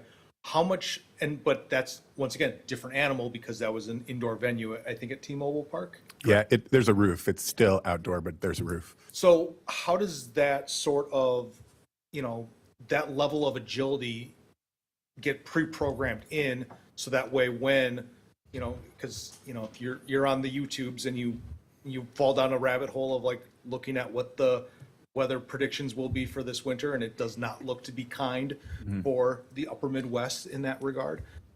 How does that how much of that is kind of pre-programmed in to what you're bringing to the community? Absolutely. I'll start with what I do on the strategy side in terms of the event cycle, and then Jeff can talk more about, the specific production and responsibilities for snow clearing and safety. So we are opening on the 24th, and we'll carry through to the 31st on select dates. And I have built in those dark days, one, to make the adjustments, understanding how guests are interacting with the experience, but in addition to have catch-up opportunities in the event that we have to close due to weather. In addition to that, the way that our purchasing pattern typically works, and I know Michelle would prefer it didn't work this way, is a lot of guests are buying tickets really close to their selected event date. And so using the tools that we have like Weather Ops to monitor the forecasts, if we notice that there could be a concern associated with a day, we will tailor down the ability to buy tickets and monitor that weather pattern to ensure that we're not ending up with a situation where there's too many individuals, they've gotten stuck, and then we unfortunately may have to close the experience. In terms of managing the snow, Yeah, and we have, we have been in outdoor markets in DC for 4 years, which has snow and weather. Nashville last year, I was actually at that experience, and we fought ice storms a good third of the time that we were open. We had atmospheric rivers in Northern California at both our Sacramento and our San Jose events.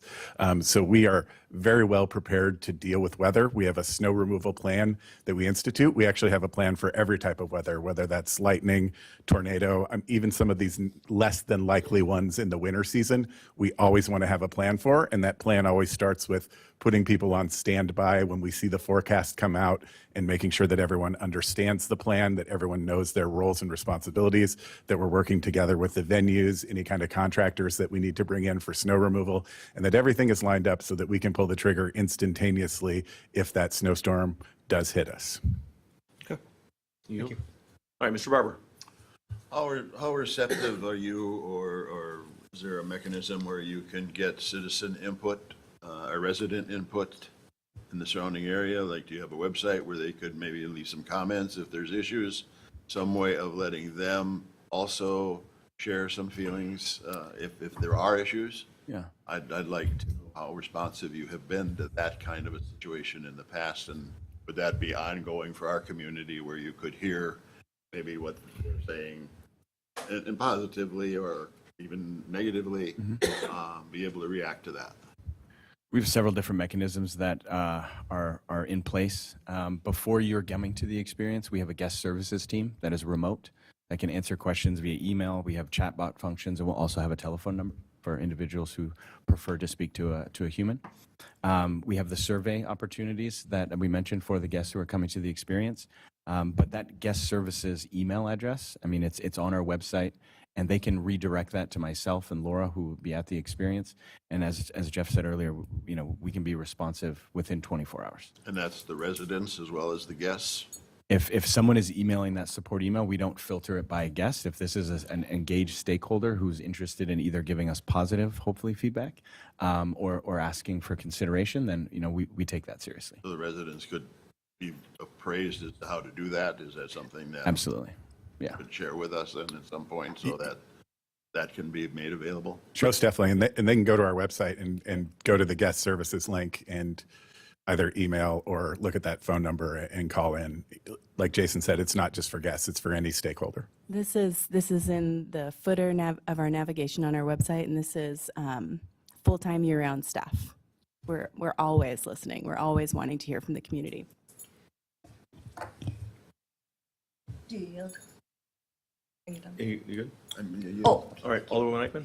I just wanted to bring up, so with that 24-hour turnaround time, if somebody emails you, if one of us or the mayor contact you or anyone else within the city of Franklin, we'll have immediate access, right? I mean, I understand if you're out setting up or something, it could be a little bit, but I would expect, if possible, somebody gets back to us within an hour or so, and then we can work with you and let you know, if the sound decimal level is off, or what needs to be done and fixed with that. So Yeah. residents know that are sitting here, and residents of Franklin, even outside the Franklin community, I hear from Greendale residents quite often, are always welcome to contact their alderperson if there's a concern too, versus just going to your website, which Yeah. I appreciate. So, I'd be happy to provide you all with my phone number. thank you. Yeah. Quick question. So as we sit up here, and I appreciate the three of you coming here and listening to our concerns, and we've pretty much echoed the concerns of the residents.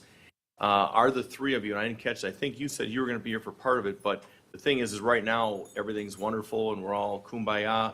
However, next thing you know, you're in some other state, and you're in some other state, and I'm dealing with your friend and everything. This could be go off the side. So who's going to actually be here from your team? Right here, the three of you. So I will be here for the load-in through until about the 14th of December.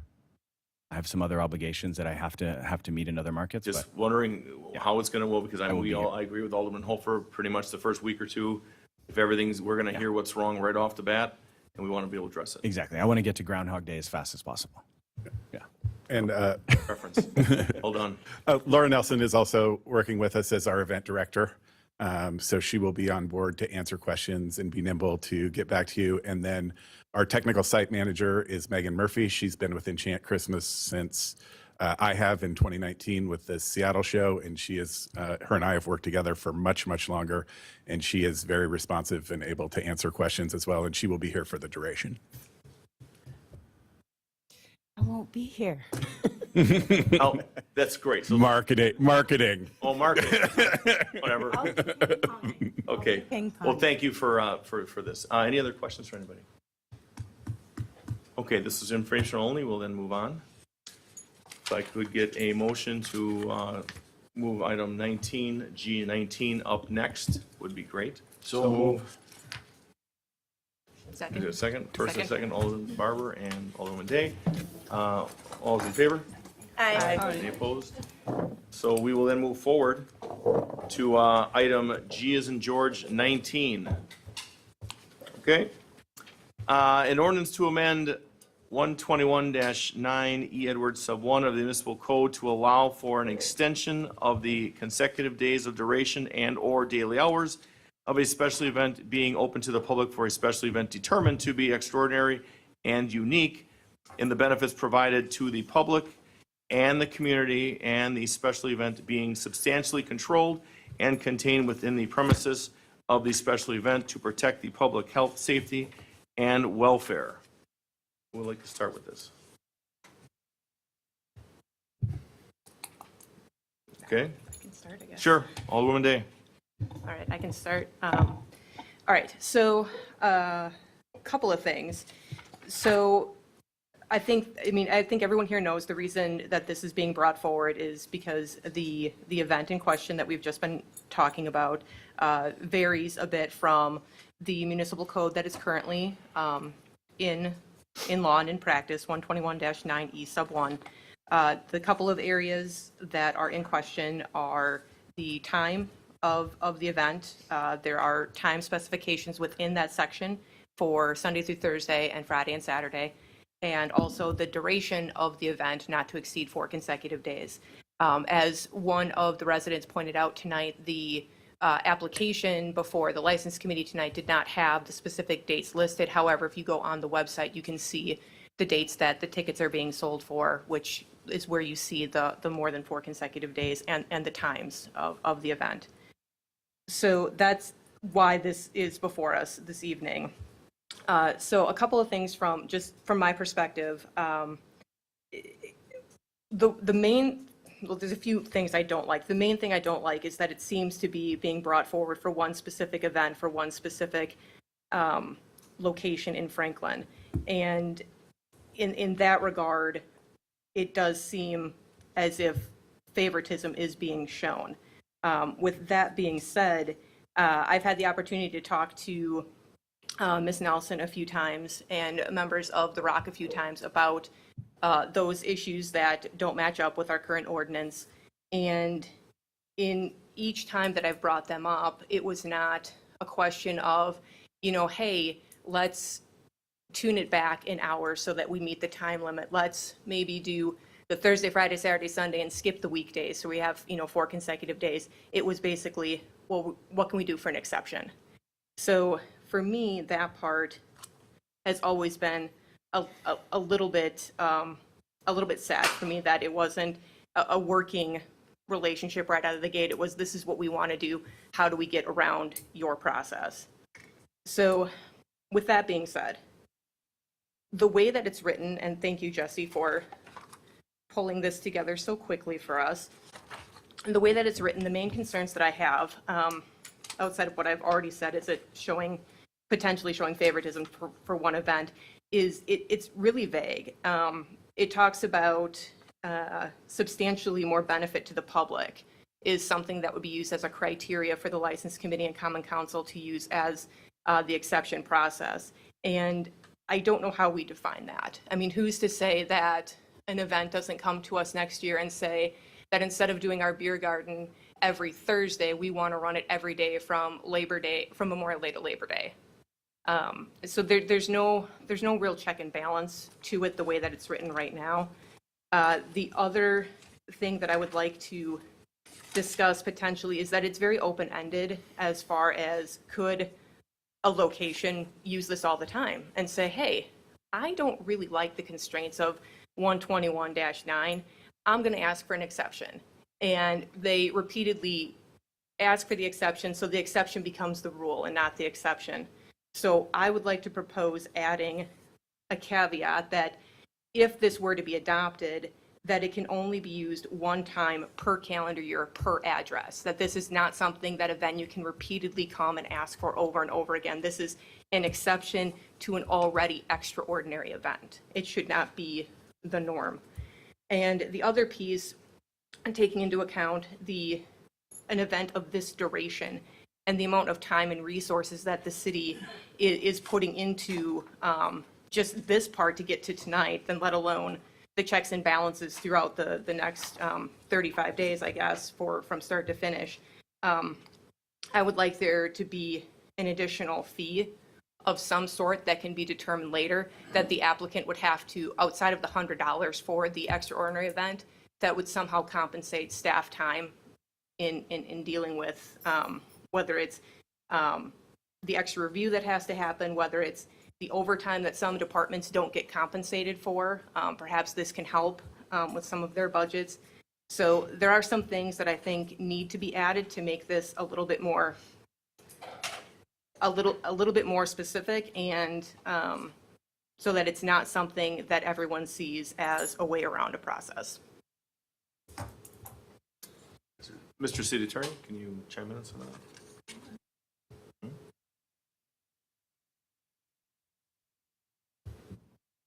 It was written on request for same, so that it did apply citywide as opposed to for one event. And with regard to not more details, that was a reason for not getting in more detail. But one thought is towards the end, it does speak in terms of the event is a substantially controlled and contained within the premises event. And that was my thought with regard to if it's in a stadium, it's more controlled and less disruptive to off the property line, et cetera. So in any event, the bottom line was, it started and concludes with it's a policy decision. If if the council wishes to add two provisions, generally that it's basically only available for a year, and once per year. That's a relatively easy add, and with regard to check and balance, I don't really have the specifics that would want to add it to that. I guess I've got a question, Mr. City Attorney. If this event does occur and it is successful and it wishes to become an annual event, is this something that would have to go in front of the board every year, or would it be granted under this ordinance its own separate action? Separate permit every year, because the event is within the dates that are permitted. Okay, I'll hold for now. Alderman Barber? I'd like to think about that idea of one per year, per site. That's kind of something that to look at. If we were not to move on this tonight, we could define that language. The other thing is, there's no talk, we have not decided on what decibel ratings are appropriate at this point. That's not been determined for me. And if we're going to have it, I think something about decibel ratings could be added to this that would comply with that. We have an ordinance right now, and I think that would be a valid consideration, that would be what the limits are. So somehow I'd like to see, once we decide what those proper limits are, with some inputs along the way, then we can move on to looking at other things that might be acted upon. So I'd like to see something that would be a thing that, if this does happen once, what would be the ratings that would be, applicable to this? Mr. City Attorney, it's all on, or was on. Why did you touch it? The sound limits are as currently contained in the municipal code. Right. Seems to be some discussion points on that. I'm comfortable with what the code says. And with regard to putting this over, ordinance becomes effective upon publication of the ordinance, and it takes 1 week from date of submission by the city if it's approved. So, and I think submission date deadlines are Tuesdays, Wednesdays. So it would be, if it were approved, it would be published next Wednesday. Clerk's office would send notice of the ordinance for publication. If it got put over to the next meeting, I think the next meeting is in the second week of November. So it would absolutely have to get published within that 1 week before that, for this to even be effective. Alderman Holfer? So I'm probably going to be the outlier here based on the discussion. The more I've looked at this whole issue, the more frustrated I get. And I'm finding that not all of my frustrations are aimed at the rock, but looking within. So back in January, the licensing committee came up with 2 pages of recommendations that were going to be forwarded to the city attorney. We're going to have a committee of the whole meeting. We're going to have a discussion. Never happened. We've got the Heath Eddy report. We've got identified conflicting areas within the codes that don't sync up. And I think it's time that we take the responsibility and dedicate the time and the energy to get this stuff resolved.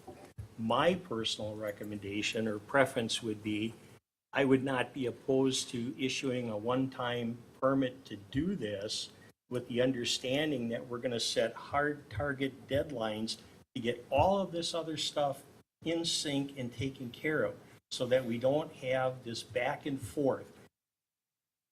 I get frustrated when an applicant comes in 30 days in advance, and I get twice as frustrated when we could have been working on this months ago. That's on us. That's our job. We're supposed to take that and get it done. And I think that's what we need to do, and that's why I would propose a one-time permit to have this, see how it goes, but fix all of these other things and finally get it taken care of. I yield. Alderwoman Eichmann. I'm in agreement of what was just said. I don't feel comfortable, however, and I don't think I can support adding something into the motion where we limit, whether it be the Rock or any business in the city of Franklin, from only hosting an event one time a year. That special exceptions are applied for, looked upon, and monitored for each special event. I mean, the amount of economic growth that a large event like this brings into our city, it was discussed earlier. The hotel revenue, helping out our local restaurants, restaurants outside of Franklin and the surrounding areas. I don't feel that limiting it to one event is fair. I yield. Alderman Craig.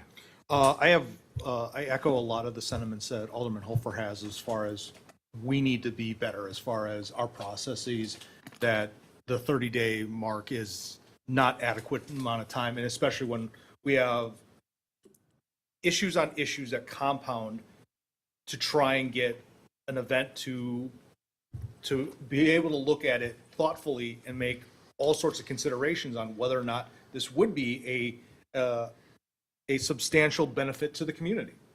Along with that, however, this is giving a lot of latitude, but there is no, as we've talked about in the past, no teeth on the back end. That if an event has a extraordinary runtime, that it goes to 2 in the morning, fantastic.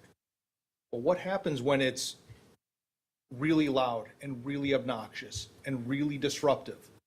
That wasn't part of the application process, and it just happened to get out of control. What is the recourse for the residents? And this is not aimed at the Rock, but if Croatian Fest gets really out of control one night, and just drawing a place, I'm not saying the Croatians do get out of control. I think you are. Possibly. But if that was the case, what's the recourse for that? We heard a resident saying that, an event gets out of hand, we're not able to say boo to anything that happened. Conversely, also with a long timeline. What happens when it doesn't go the way that it was presented to us, as far as we have these safeguards in place, and these are going to stop everything from going off the rails? What happens if they don't? What happens if those safeguards don't work? I'm old enough to remember sitting here being told that there was going to be a different set of audio technology, that it was going to retain everything in the bowl for one special event, and nothing was going to escape. It didn't. What's our recourse for the residents, for our citizens that have those issues after the fact? License already been given. Special exceptions have been made. There's no do-over. There's no backsies. At least I think that's the legal term, is backsies. But there is none of that that's kind of put in the language here that says that the city has that ability to rescind those special exceptions and those special considerations. I'm I think without some of that being brought forward, or at least having those mechanisms in place, it's very hard to kind of square that circle in that regard for me. Thank you. Alderman Barber. I agree with Alderman Hoffer on the idea of having this as a one-time exception to go forward. I think what we need is a special events plenary, and I think we have to look at this over maybe 2 or 3 meetings, to absorb it all and to make decisions about what we're going to look like going into the future, and I totally agree with that.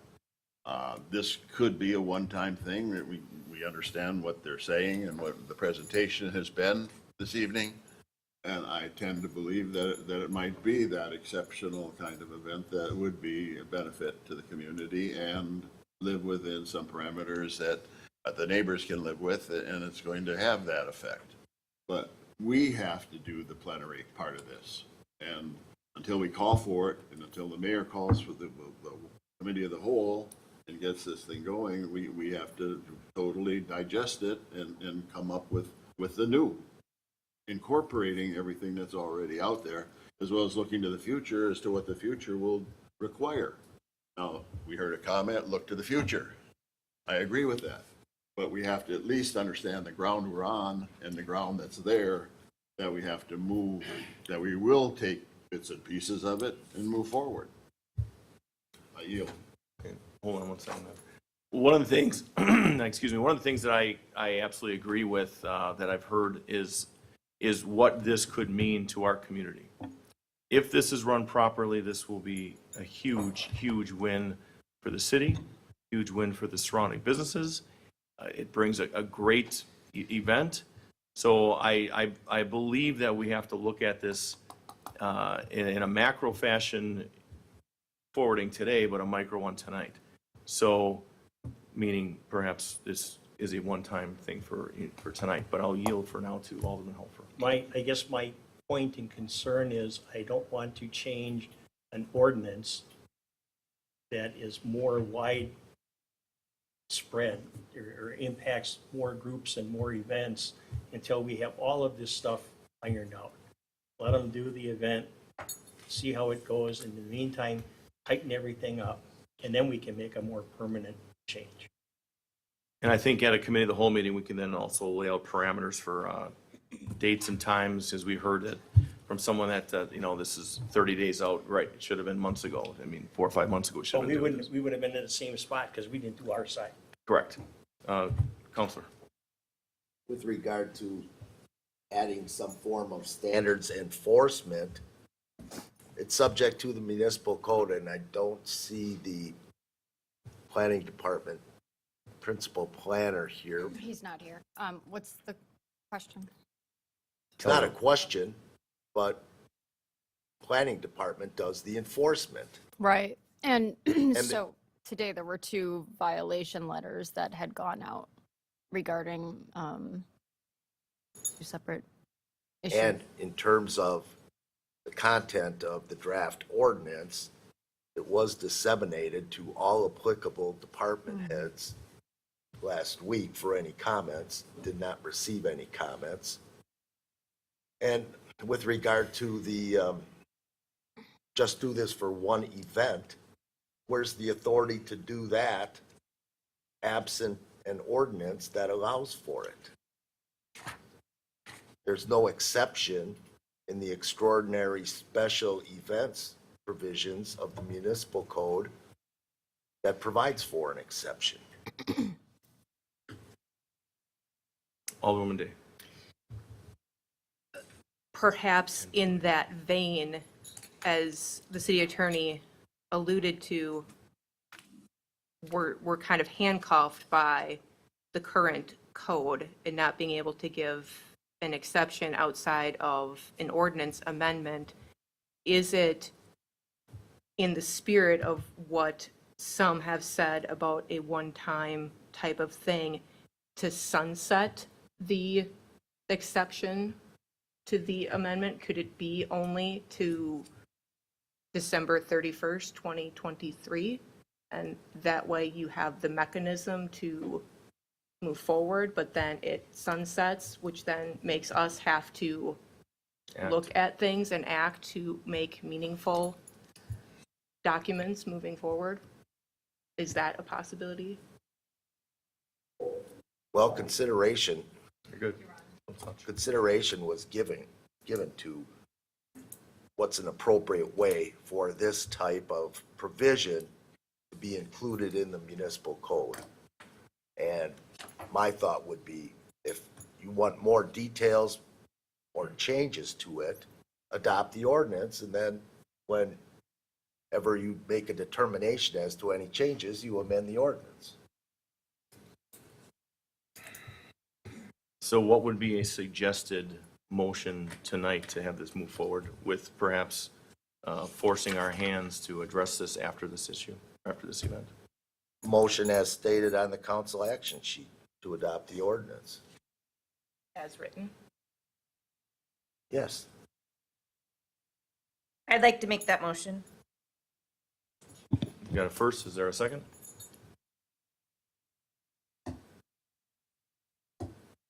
Is there a second to the motion? Is there a second to the motion?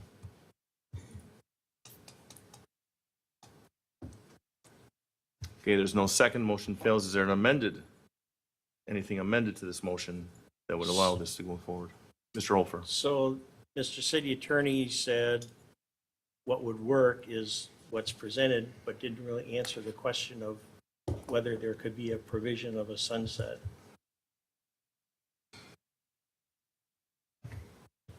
Frankly, I haven't reviewed a sunset provision in an ordinance in probably decades, and don't recall one ever coming up in the city of Franklin where an ordinance is adopted, but it's only for this period of time. That makes it less of overall considering the community and more of a special approval just for a certain category entity.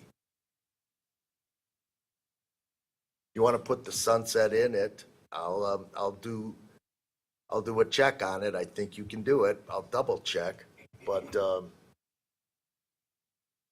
I don't see the necessity or reason for that, because if you decide in a few weeks or a month or by whatever sunset date was stated that you no longer want the ordinance at all, you not only could amend it, you could rescind it. So why would you need a sunset clause? Provided you had the votes. My objection is I don't want to open it up that anybody that wants to come in and do this now can do it. They still have to Well, come they have before to the council. qualify. Has to be unique and extraordinary. And you Everybody's heard the event is gonna be unique and factual, extraordinary. you heard factual details with regard to this particular event, where it's occurring nationwide, where you've got substantial attendance involved, etc. And to me, those are factual. What else in terms of events? Generally, all of those that have been approved and performed and occurred within the city of Franklin, how do they compare to this? So it's a factual review of every application and a reasonable determination based on the facts as to whether there are substantial and extraordinary reasons in comparison to other extraordinary special events that regularly occur. Mr. Barber? I'd be comfortable with the sunset provision and moving forward to allow us time to do the due diligence that we need to do. But I'd be very comfortable with that, just letting this be something that expires at the end of the duration of this run. Of the run or the year? I think they're the same.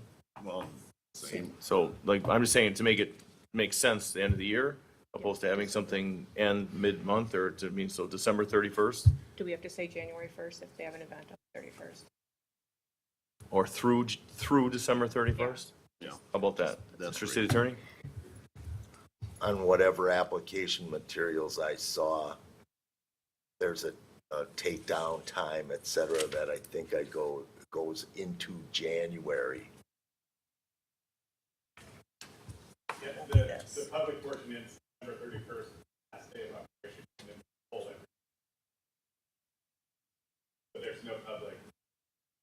So December 31st would be a good sunset date. Through December 31st. Still allowing for the days that they need to do the takedown and cleanup. Would we, Well, no, takedown and cleanup would be, like you said, January 15th probably, but the event itself would end and conclude December 31st. I understand, yep. Alderman Eichman? would we agree to, for a sunset period, to extend that to January 15th? Get through the holidays and so forth, and then meet, come up with some new ideas, make the changes that we feel are needed within the city, and so forth. It ends on the first. Yeah, it ends December 31st. Then we could, in my opinion, is to convene on a meeting of the whole and then start right away talking about getting this thing done in January, because the events are done. The event is done December 31st. Then it's just pack up and move on. I make that motion. I have to rescind my motion that I made earlier then. Well, it failed. Didn't have a Oh, second. You didn't have a second, so it died I on the would vine. second that motion.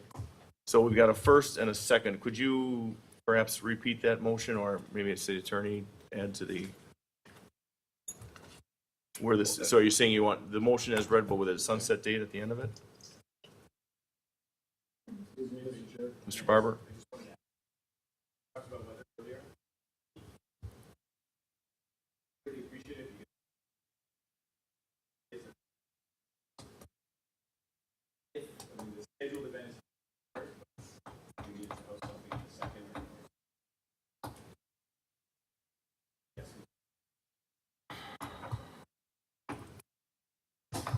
That was my thought process, Mayor, of why I recommended the 15th. I understand a committee of the whole meeting would occur in the beginning of the year.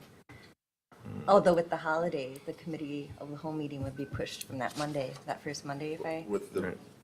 so Alderman that may allow Barber. more time. Hold on a with the, second. with the resolution that we, like Jesse said, once we pass this, there could be an exception made to that or something if they needed the 5 more days, if whatever, but that would be our decision at that point to, I'm not gonna go another 30 days or anything. No, I agree with you. As an ongoing kind of a run here.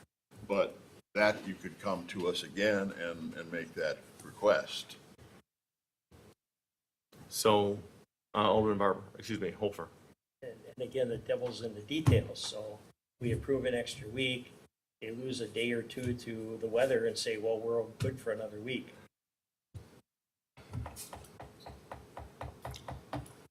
Well, I don't like loose ends. No, I agree with you. So if we, then why don't we just make it tonight through the closing, a hard closing move-out date where all the caravan is heading out of town would be the 10th or 15th?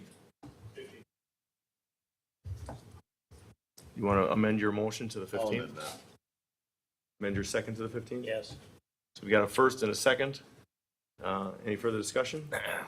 Oh, Mr. City Attorney? With regard to the sunset clause provision, my thought is that it would be added to section 4 in the draft ordinance, which currently states this ordinance shall take effect and be enforced from and after its passage and publication. And I would add something thereto akin to stating, and shall sunset and no longer be in effect after January, or on January 16, whatever the day after the 15th is. I will more detail write it after I review writing in a, essentially rescind the ordinance sunset clause, but it'll in effect terminate January 15 or 16. So That I, would be my motion. Is that your amended second motion? For the seconds, we got a first and a second. Any further discussion? Let's do a roll call vote on this, please.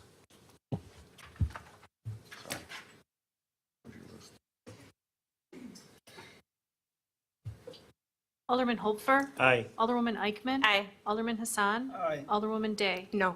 Alderman Barber. Aye. Alderman Craig. No. We have 4 ayes, no, 2 noes. Yes. Motion carries, 4 ayes, 2 noes, motion carries. Do we have a motion to go back into regular order? So moved. First and a second, Who was it? Craig and Barber. Mayor, can we take a 5-minute recess? Hold on, all those in favor? Aye. Any opposed? We're going back into normal order. We will now take a 5-minute recess. Let's see, it's actually come back at 8:55, that's 7 minutes, 8:55.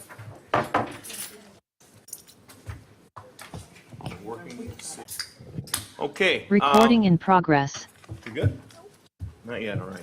I'm on the standby. Now you're good. Now we are good. All right. Item G3, authorizes the subscription to USC Communication Services and equipment leasing from Ring Central / Cornerstone for $185,000 capitalized for 3 years to replace existing phone systems. Account 41-0181-5812. Mr. Director of IT, Metelsky. Thank you.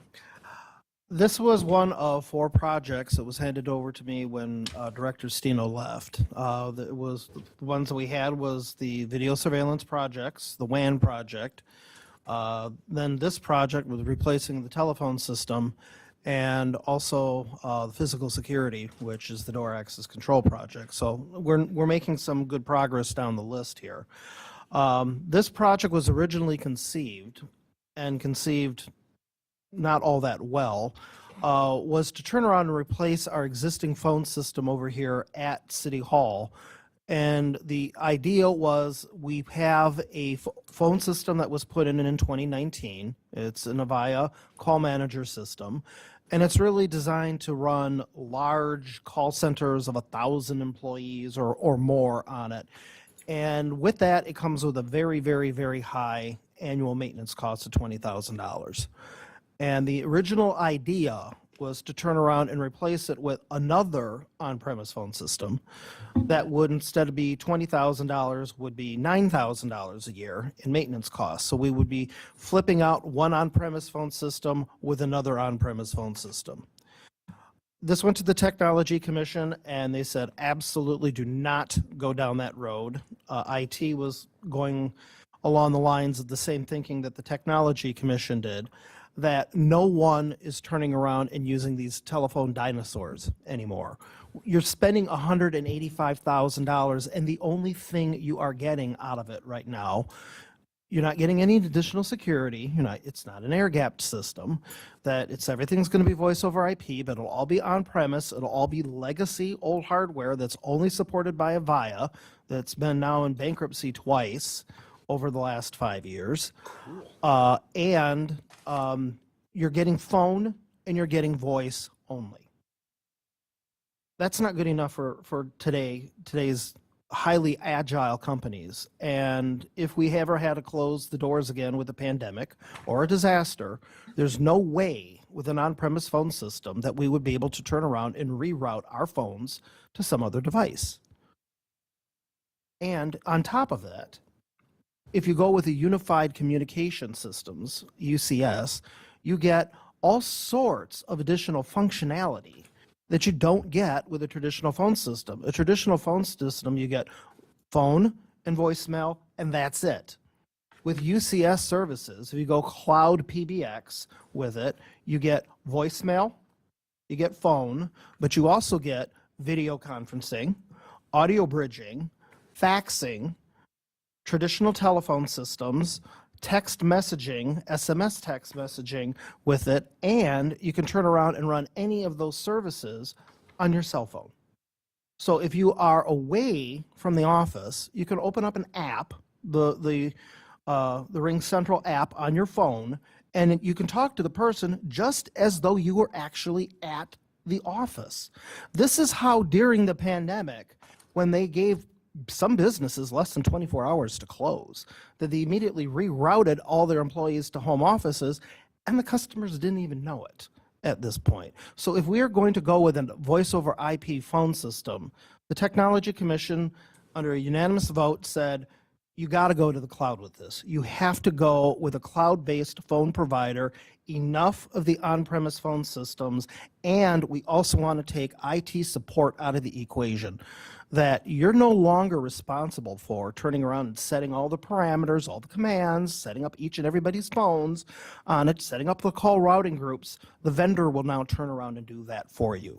And when we're turning around and leasing the phones with it, it's the vendor that's now responsible, RingCentral, for turning around and maintaining all the firmware on the phones to make sure that it's all accurate. If anyone wants to turn around and change all the feature buttons on their phone, customer support has to help them. If they want to set up a system attendant, a menu system for your department, welcome to the health department. Please press 1 if you want to do this, press 2, press this.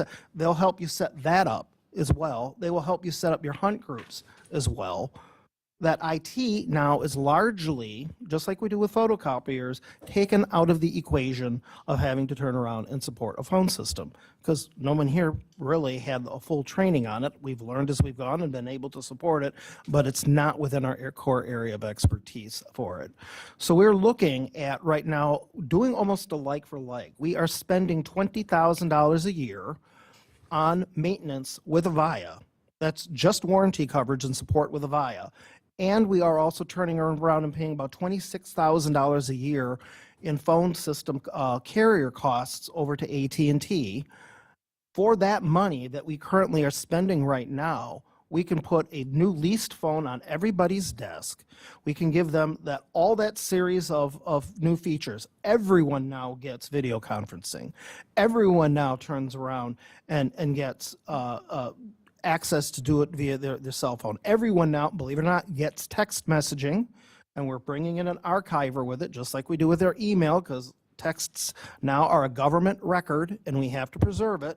So that brought it down to our two main choices, either RingCentral or SKC's choice of using Zoom for it, because they're the ones that have the best archivers for text messaging. But this is now going to be a huge divergent change from what we have traditionally have done in the city of Franklin with communications. In a great way. It will be huge. Excellent. The biggest problem we're going to have is probably going to be culture.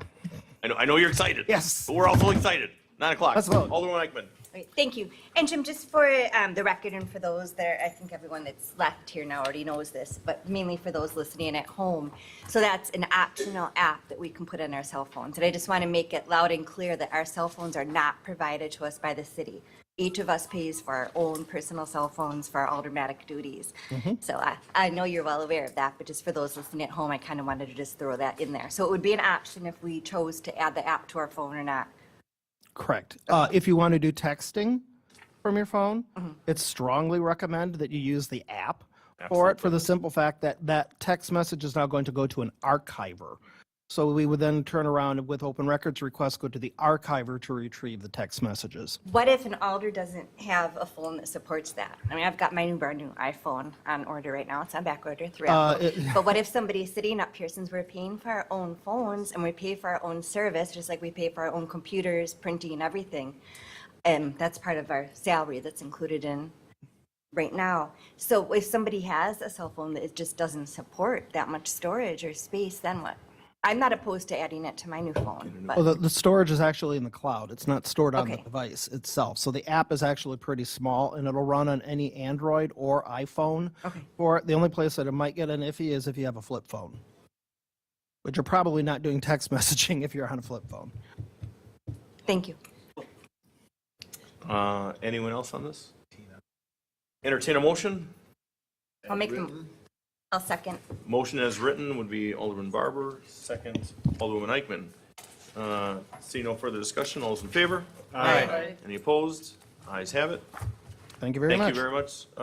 Item G4, presentation of Franklin Health Department opioid misuse and overdose prevention toolkit.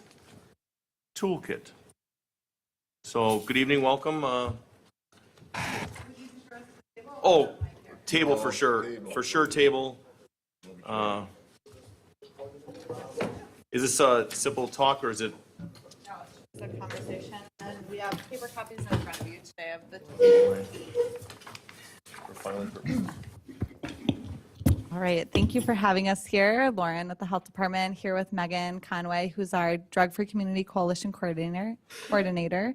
We're excited to talk today about some of the efforts that the Franklin Health Department and Volition Franklin have been doing together, and one of them being that opioid toolkit in front of you. So Megan will take it away by giving an overview. We will not walk through page by page, but really do want to underscore the importance of highlighting the opioid epidemic and how it does affect our Franklin community, and also all of the things that Volition Franklin is doing to combat it. Yeah, so data shows that the opioid epidemic is an issue in Milwaukee County. We know that this issue also affects Franklin.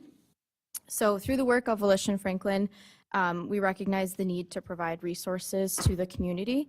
And with that, the Health Department, Volition Franklin, and other community partners really rallied together to create this toolkit. So again, won't go through the whole thing. You guys can go through it on your own, but just a couple of the things, pages 7 through 9, we put some local opioid-related data specifically related to Franklin. And then pages 12 through 13, we included things that we are already doing in the community related to opioid misuse prevention. So we have the community drop box that's over at the police department. Health department gives out free medication disposal bags and medication lock boxes to any Franklin resident that comes into the health department. And then we also added some other local resources that are available to any Franklin community member. Excellent. Any questions from council members? Mr. Barber. Move to place the document on file. Second. We got a first and a second. Any further discussion on this? Seeing none, all those in favor? Aye. Aye. Opposed? And Ayes have it.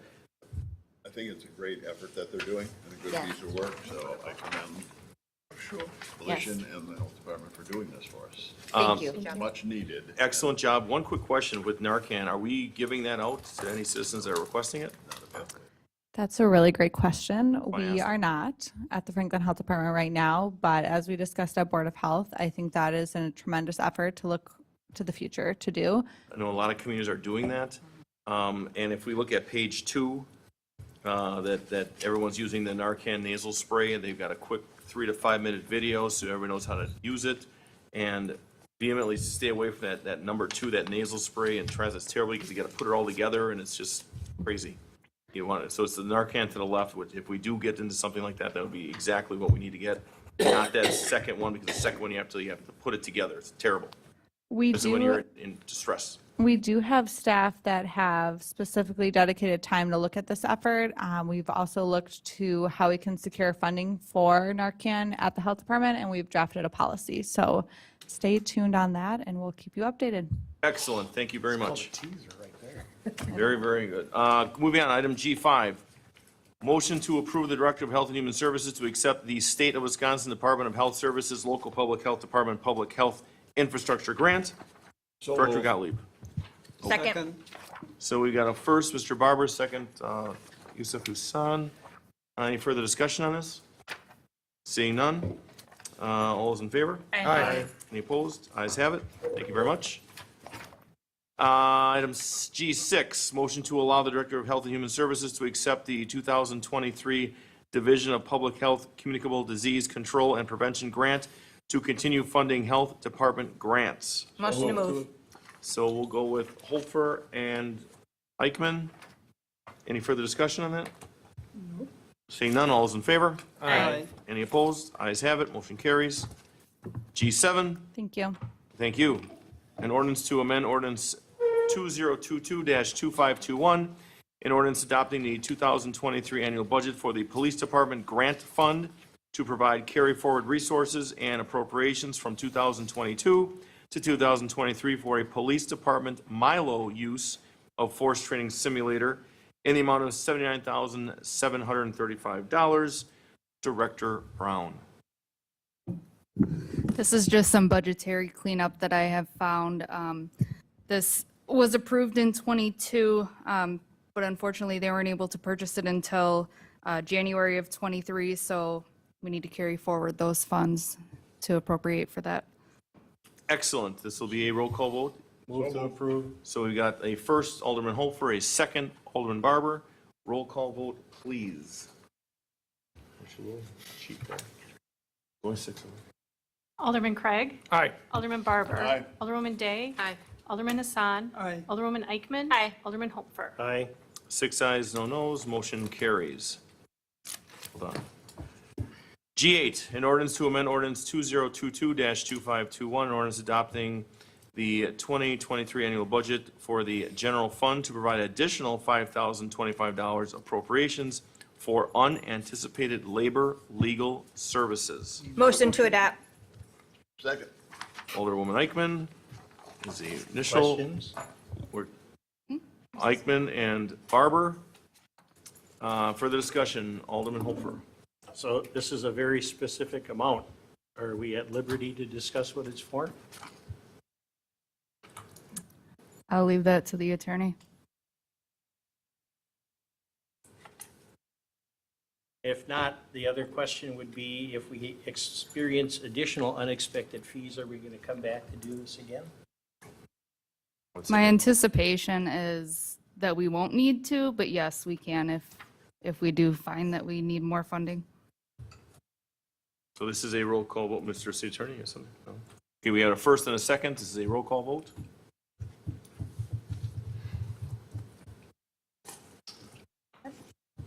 Good.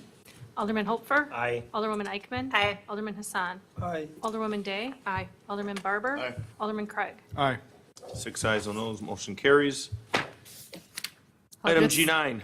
Sorry, I was just going to say that probably from now until the end of the year, you guys are going to see quite a few budgetary cleanups as I've been going through the process. So again, I think there's a few of them on the agenda here, but you'll see quite a few of them coming forward. And to add to that, Director Brown, if there are things that you're uncovering that you inherited that were mined or time bombs and whatever else that you got dumped on, please make it open to the public so they understand what you inherited, as all of us did. Thank you. Thank you. Item G9, a resolution for acceptance of a stormwater facilities maintenance agreement and easements for storm drainage, stormwater management access, and temporary turnaround at 11595 and 11600 West Forest Home Avenue. Tax key numbers 796-9987-001 and 751-9001-000. So moved. Second. So we got a first, Alderman Craig, second, Alderman Holfer. Any further discussion on this? Seeing none, all those in favor? Aye. Any opposed? Ayes have it, motion carries.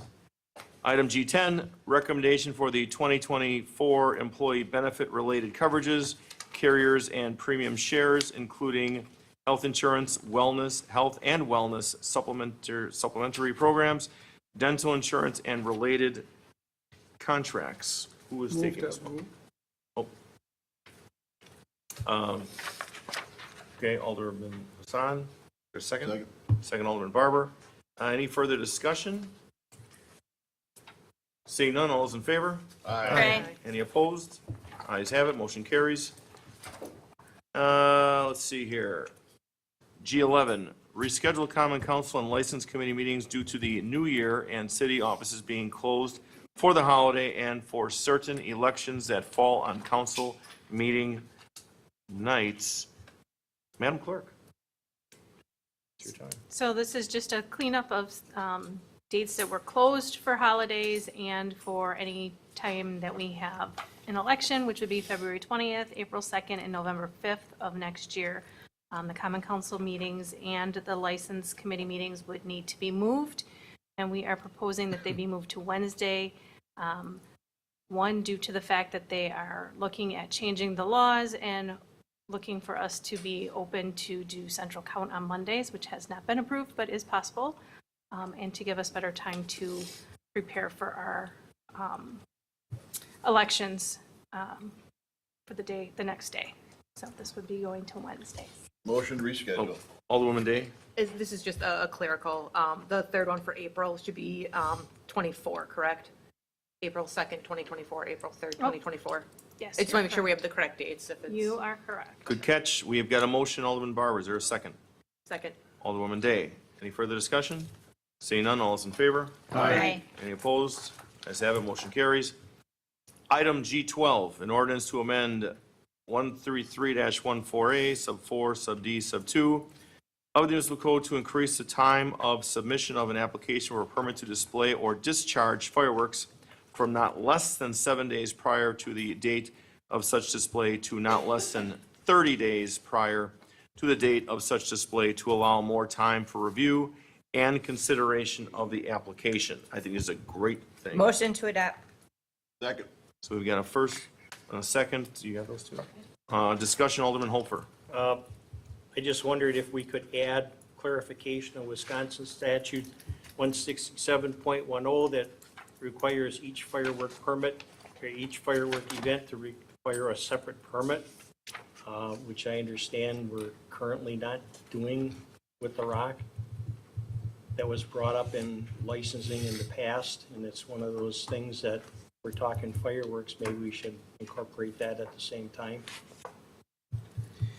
Mr. City Attorney, your thoughts? Not in the subject matter. Subject matter on the agenda is just to change the time for submission of a permit. Would have to come back at the next council meeting. Okay, thank you. Or thereafter. So we have a first and a second. Any other further discussion? Seeing none, all those in favor? Aye. Any opposed? Ayes have it, motion carries. Item G13, an ordinance to amend ordinance number 2022-2521, an ordinance adopting the 2023 annual budget, plural, for the capital improvement and street improvement funds to transfer and repurpose unused appropriations in street improvement outlay, recreation bike trail outlay, and parking lot pavement resurface outlay to the Parks Capital Improvement Fund for pickleball court repair appropriations. Who's taking this one? Could I jump in quickly? Alderwoman Day. Yeah, thank you. Just for council, I will be abstaining from this item G13 and G14. Okay, we're gonna have one abstention for G13 and 14. Finance Director, Dr. Brown, do you have us on here? This is just a budget amendment to go along with G14. I'll have Glenn talk about 14 for a second as to why I created this budget amendment. So we got permission to work on Lions Legend tennis courts. We're going to convert them to pickleball courts, improve it overall, and again, convert it from tennis to pickleball courts. Bids came in much higher than expected. We've been sitting on this a while trying to figure out how to make this happen. There's some projects that just aren't going to happen this year, so that's what we're putting on the chopping block so that we can have enough money to make the pickleball courts happen, and construction will happen in the springtime.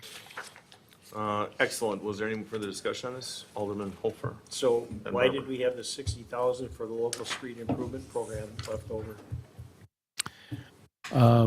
So it's a unit price project, and so when all is said and done, we wound up with some money that we didn't use, so. We can't use that for street improvements and repairs? We have other budgetary items that we use for maintenance, but this is specifically from the project that was the Payne and Dolan had this year. Personally, I'd rather roll it over and use it for its intended. I guess the way I look at it is like the trail was for a future entity, okay? But we're behind in road things, and I cringe at taking any dollars away from that. Just as soon, I'm fine with the rest of it, but just as soon not use that 60,000 for an Sure. amenity. No, We're behind in maintenance. And I sincerely appreciate the sentiment of that. We do need more money for our roads. So we just, the road program is, we don't really know where we're going to land until the final auditing is done. So the final auditing was done, and we happened to be under a little bit, so we were able to save some of that. About your annual budget for curb and gutter repair. We did quite a few curb and gutters this year too, so yeah. We could do more. But okay, appreciate the comment. So Alderman Holfer, are you looking to make a motion to adjust that? I don't know if you can cut something else or not do something else. I just don't want to see the dollars gone out of that street improvement program. And I agree with you, and there's one thing that I know when we talk more about the budget, how we've increased the street improvement fund with the shared revenue. So I know that we did up it by 200 and some thousand. Alderman Barber? I understand the need to grab the funds. I have no problem with that for the Cascade Trail project, which is something that is in my district that I've been working with, Yes. wanting to see happen. I'm perfectly agreeable with taking it out this year, but I'd like to make sure that it's in next year's budget for roughly the $40,000 because of that. That's what we need to do. Glenn hasn't been able to start the dialogue or to finish the dialogue with the city of Milwaukee on that tree service because we require some of that land and working with that. So I'm perfectly acceptable to voting for this, but I'd like to see it as a line item in the next year's budget to continue on with that as a project that is the city wants to achieve. And I think we do the same thing, Ed, with, on yours, that we wouldn't be using any street funds in the future for that. That would make the most sense too for next year's. Okay, so we've got a first and a second. Who's the first? Is it in the budget, I guess, was my question too. I don't have that answer for you right We would this have to add moment. it because we anticipate using it this year and it just couldn't make it happen. So we'd have to put it in for next year's budget.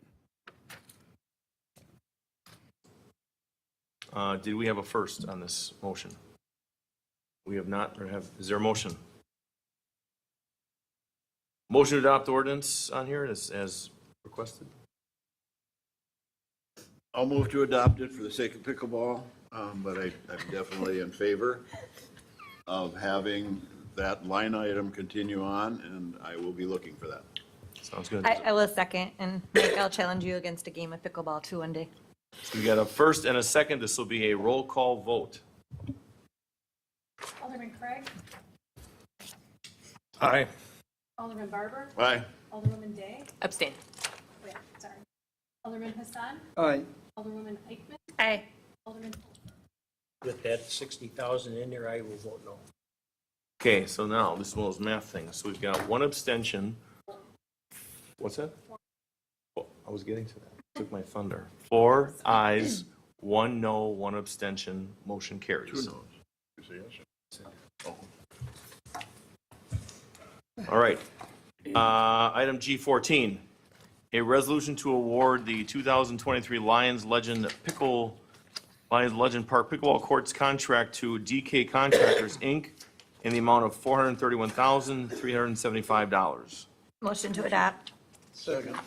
So we got Eichmann and Hassan. I'm assuming this is also a roll call vote? No, let's make it one. No. Let's go roll call vote, because I believe there's an abstention and maybe even a no.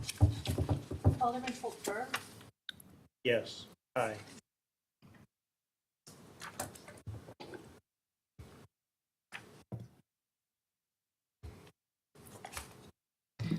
Alderman Holtfer?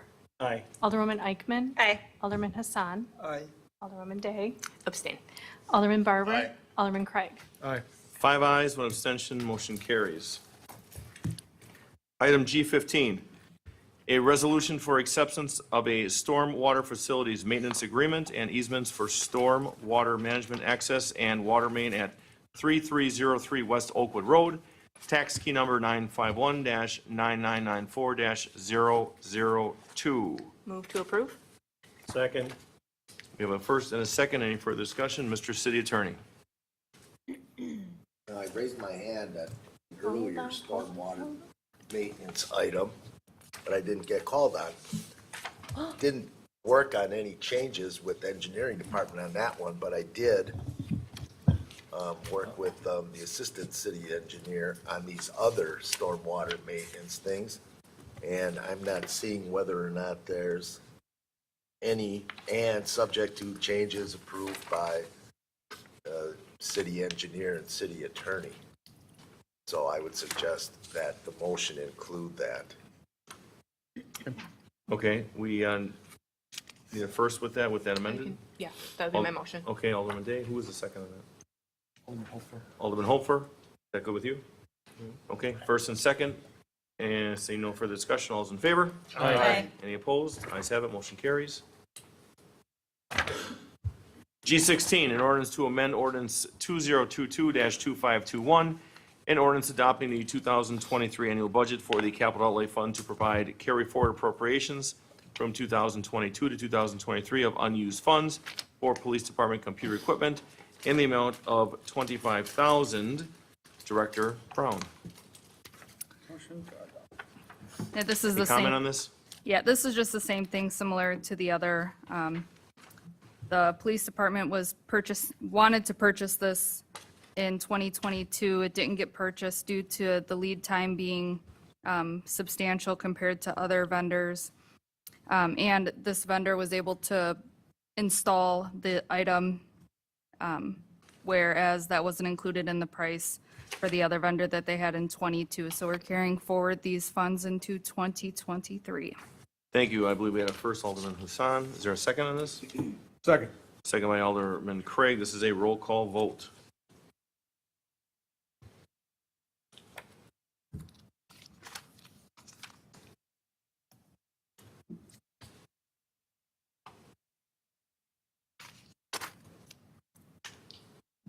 Alderman Craig. Aye. Alderman Barber. Aye. Alderwoman Day. Aye. Alderman Hassan. Aye. Alderwoman Eichmann. Aye. Alderman Hopfer. Aye. 6 ayes, no nos. Motion carries. Item G17, a resolution approving the project plan and establishing the boundaries for and the creation of tax incremental district number 9 for our city. Let's see here. Yes, gentlemen, come up here and have a seat. This question is are you up for another PowerPoint presentation? Or I can do the 1-minute cliff notes at your discretion.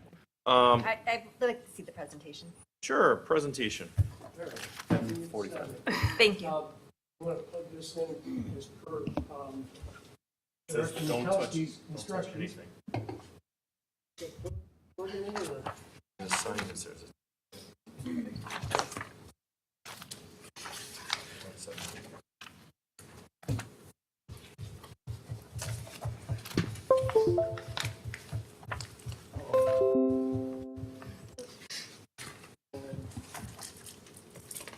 Are you able to see that?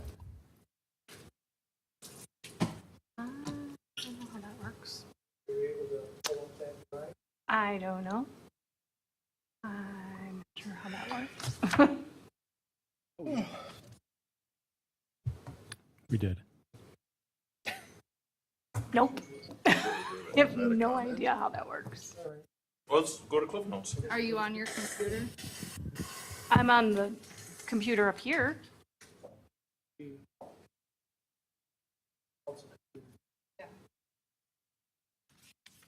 just share, if you can open up the drive. It's not that, you're working on that. This is that one.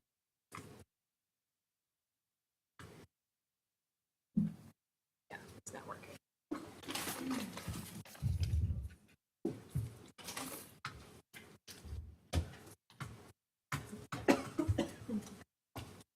It's not me.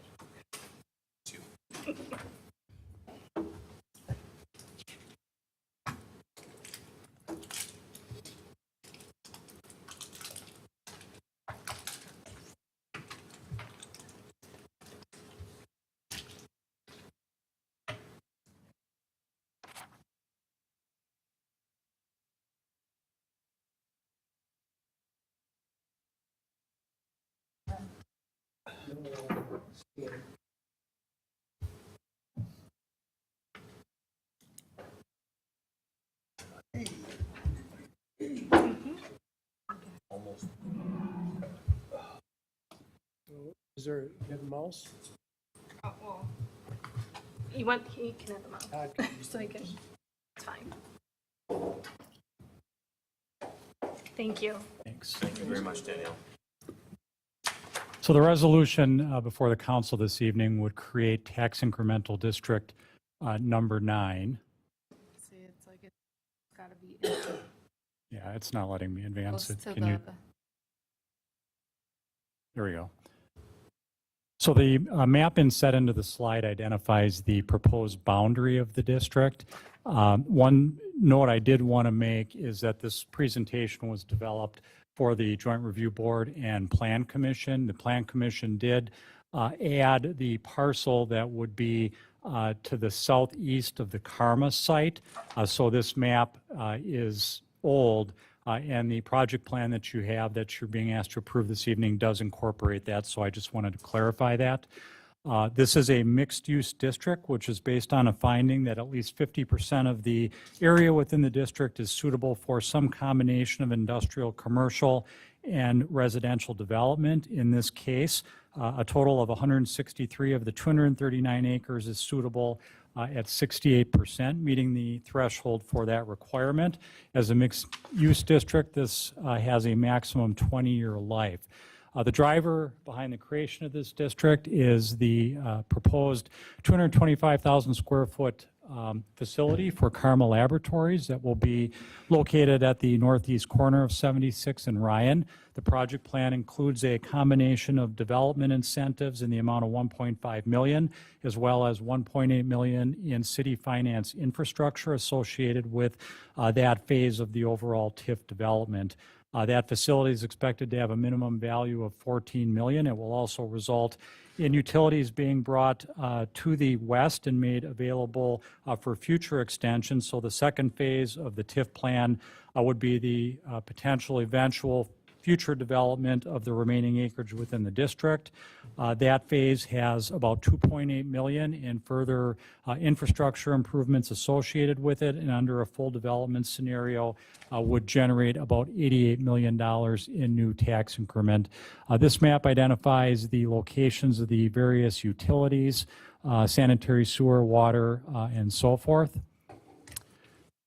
This is an excerpt of the project plan identifying a total of $11.4 million in project costs that we've included in the plan. Again, we've got that infrastructure borrowing in phase one for the Karma improvements, the $1.5 million development incentive, total phase one cost of $4.6 million, the phase two cost of $6.7 million, with a placeholder for additional incentives as well as public infrastructure.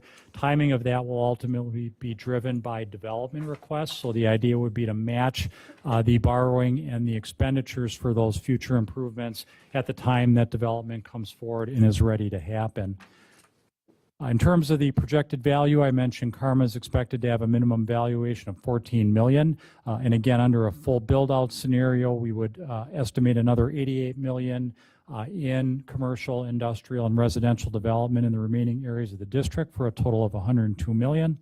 From a tax increment standpoint, assuming a constant value, no appreciation or depreciation, and a constant tax rate, we would, if we left the district open for its entire 20-year life, would collect $28 million in tax increment. From a cash flow standpoint, when we compare that revenue versus the city borrowings, the development incentive payments, and other expenditures, we would be projected to be able to close the district in the year 2036, which is 11 out of the full 20 years of tax increment collection. This has been before the Plan Commission, is here before you this evening, and if approved, we'll go to the Joint Review Board meeting in a couple of weeks. Next week. Next week. Happy to answer any questions you might have. Thank you very much. I'll go last. Who would like to go first? Mr. Hofer. On your development assumptions, what did you figure for residential units? What kind of mix do you have in there? It was a combination of single-family and multifamily, as I recall, John.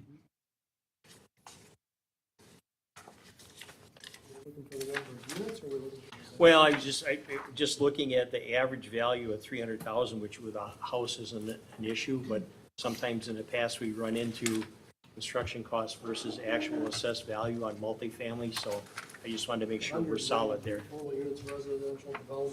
I'm sorry, hold on, Director. Could you give him, and then maybe? On page 23 of the plan that you have, it's note number 3, assumes 193 total units of residential development with an average of 300,000 per unit. Ms. Rolfer, you still have the floor? I yield. Okay. Anyone else at this point? Okay, any outward concerns that you would bring forth with anything that you just throwing it out there? None. Thank you. Mr. Riggins. In the resolution, you have a map, Exhibit A, and with a technical correction, I will include the updated correct map that you actually have in your plan. Okay. Okay, can we entertain a motion on this? Oh, Mr. City Attorney, I did see you this time. So the updated map in the plan is not what's included with the resolution in the packet? Correct. I pulled the wrong map. Okay, well, I wouldn't change the resolution. Just read the motion, including the boundary map as recommended for approval by the Plan Commission. That makes sense. Is that the motion? Or there's a discussion? More discussion on this? I would make the motion if somebody read it back. Okay, agreed, agreed. I just have, We'll do discussion now. If we could, we got a motion on the floor. Is there a second? I second. Okay, we got a second. And Mr. City Attorney, if you could just read back the motion.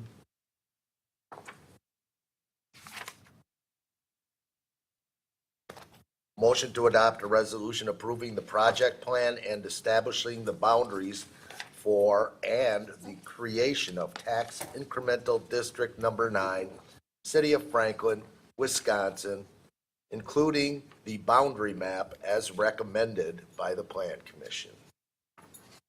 Okay, we have a first and a second. Is that your motion? Good, good. Communication, Mr. Craig.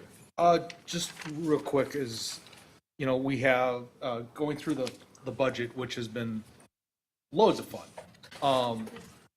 We have some TIDs that are wildly overproducing, like Velo Village. And then we have ones that are not producing what we would hope that they would. How are we gonna be able to, like, what sort of, forecast, like, the forecasts are great, but how do we know that that's gonna, like, this is all gonna come through? And, you know, where, hey, I predict that we're gonna do this, and these are the kind of indicators that say that this is gonna be this is gonna be another Velo Village, sort of. Yeah, well, the short answer is we don't with regard to the future development. What we do know is the details for the Karma development. And so while not included in your project plan, as we were going through the negotiations with Karma, we created a separate cash flow that just shows the tax increment from their development and the associated expenditures to make sure that that can cover those costs.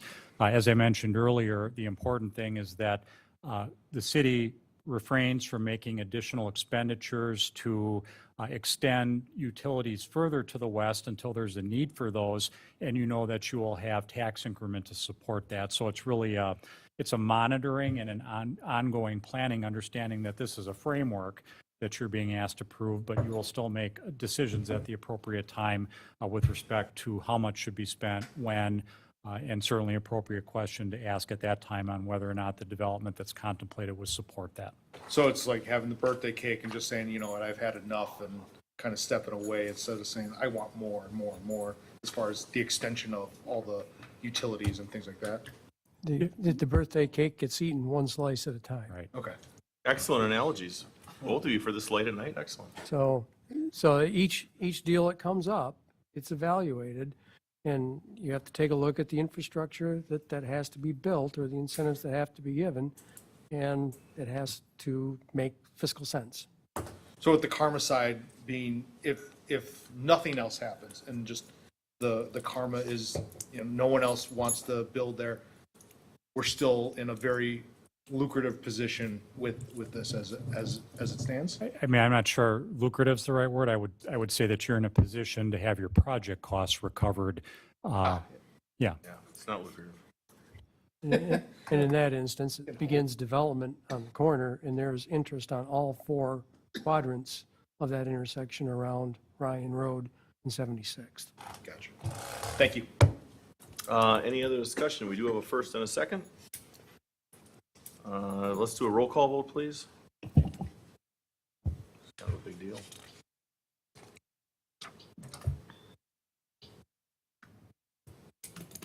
Alderman Craig? Aye. Alderman Barber?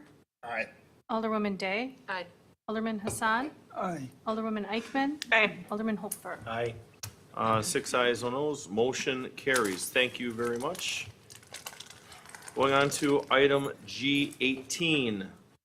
An ordinance to amend ordinance 2022-2521, an ordinance adopting the 2023 annual budget for the Fire Department Grant Fund to provide for $11,916 of grant resources and up to $11,916 of grant appropriations for the Wisconsin Department of Health Leave Behind Kits project. Madam So Finance moved. Director. Oh, Second. we have a first, Mr. Barber, second, Alderwoman Eichman. Any further discussion? Seeing none, this will be a roll call vote. Alderman Hopfer. Aye. Alderwoman Eichman. Aye. Alderman Hassan. Alderwoman Day. Aye. Alderman Barber. Aye. And Alderman Craig. Aye. 6 ayes, no nos, motion carries.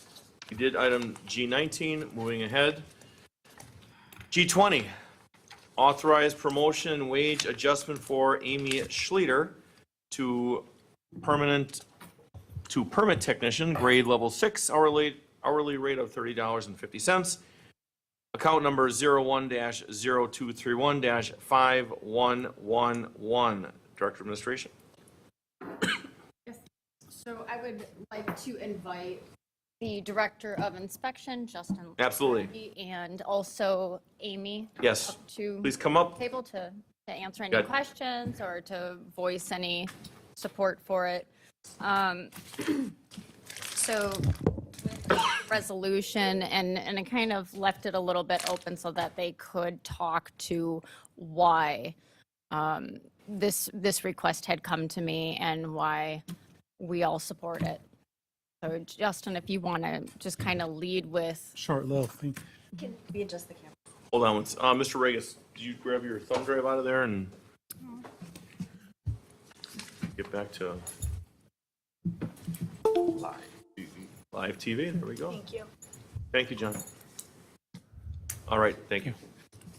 Amy, since taking on a position of permit coordinator, has taken on several additional responsibilities within the department. Things like inspections on 1 and 2 family alterations, as well as other smaller, less technical inspections on various projects, allows for the building inspectors to spend more time on the larger, more technical projects.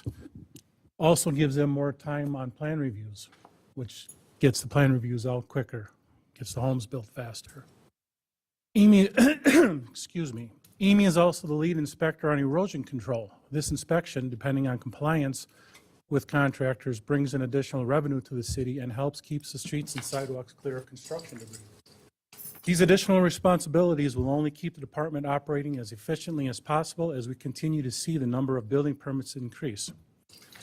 We understand there is a current compensation study review occurring. However, Amy has been funding her own training and certifications prior to even being considered for this current position.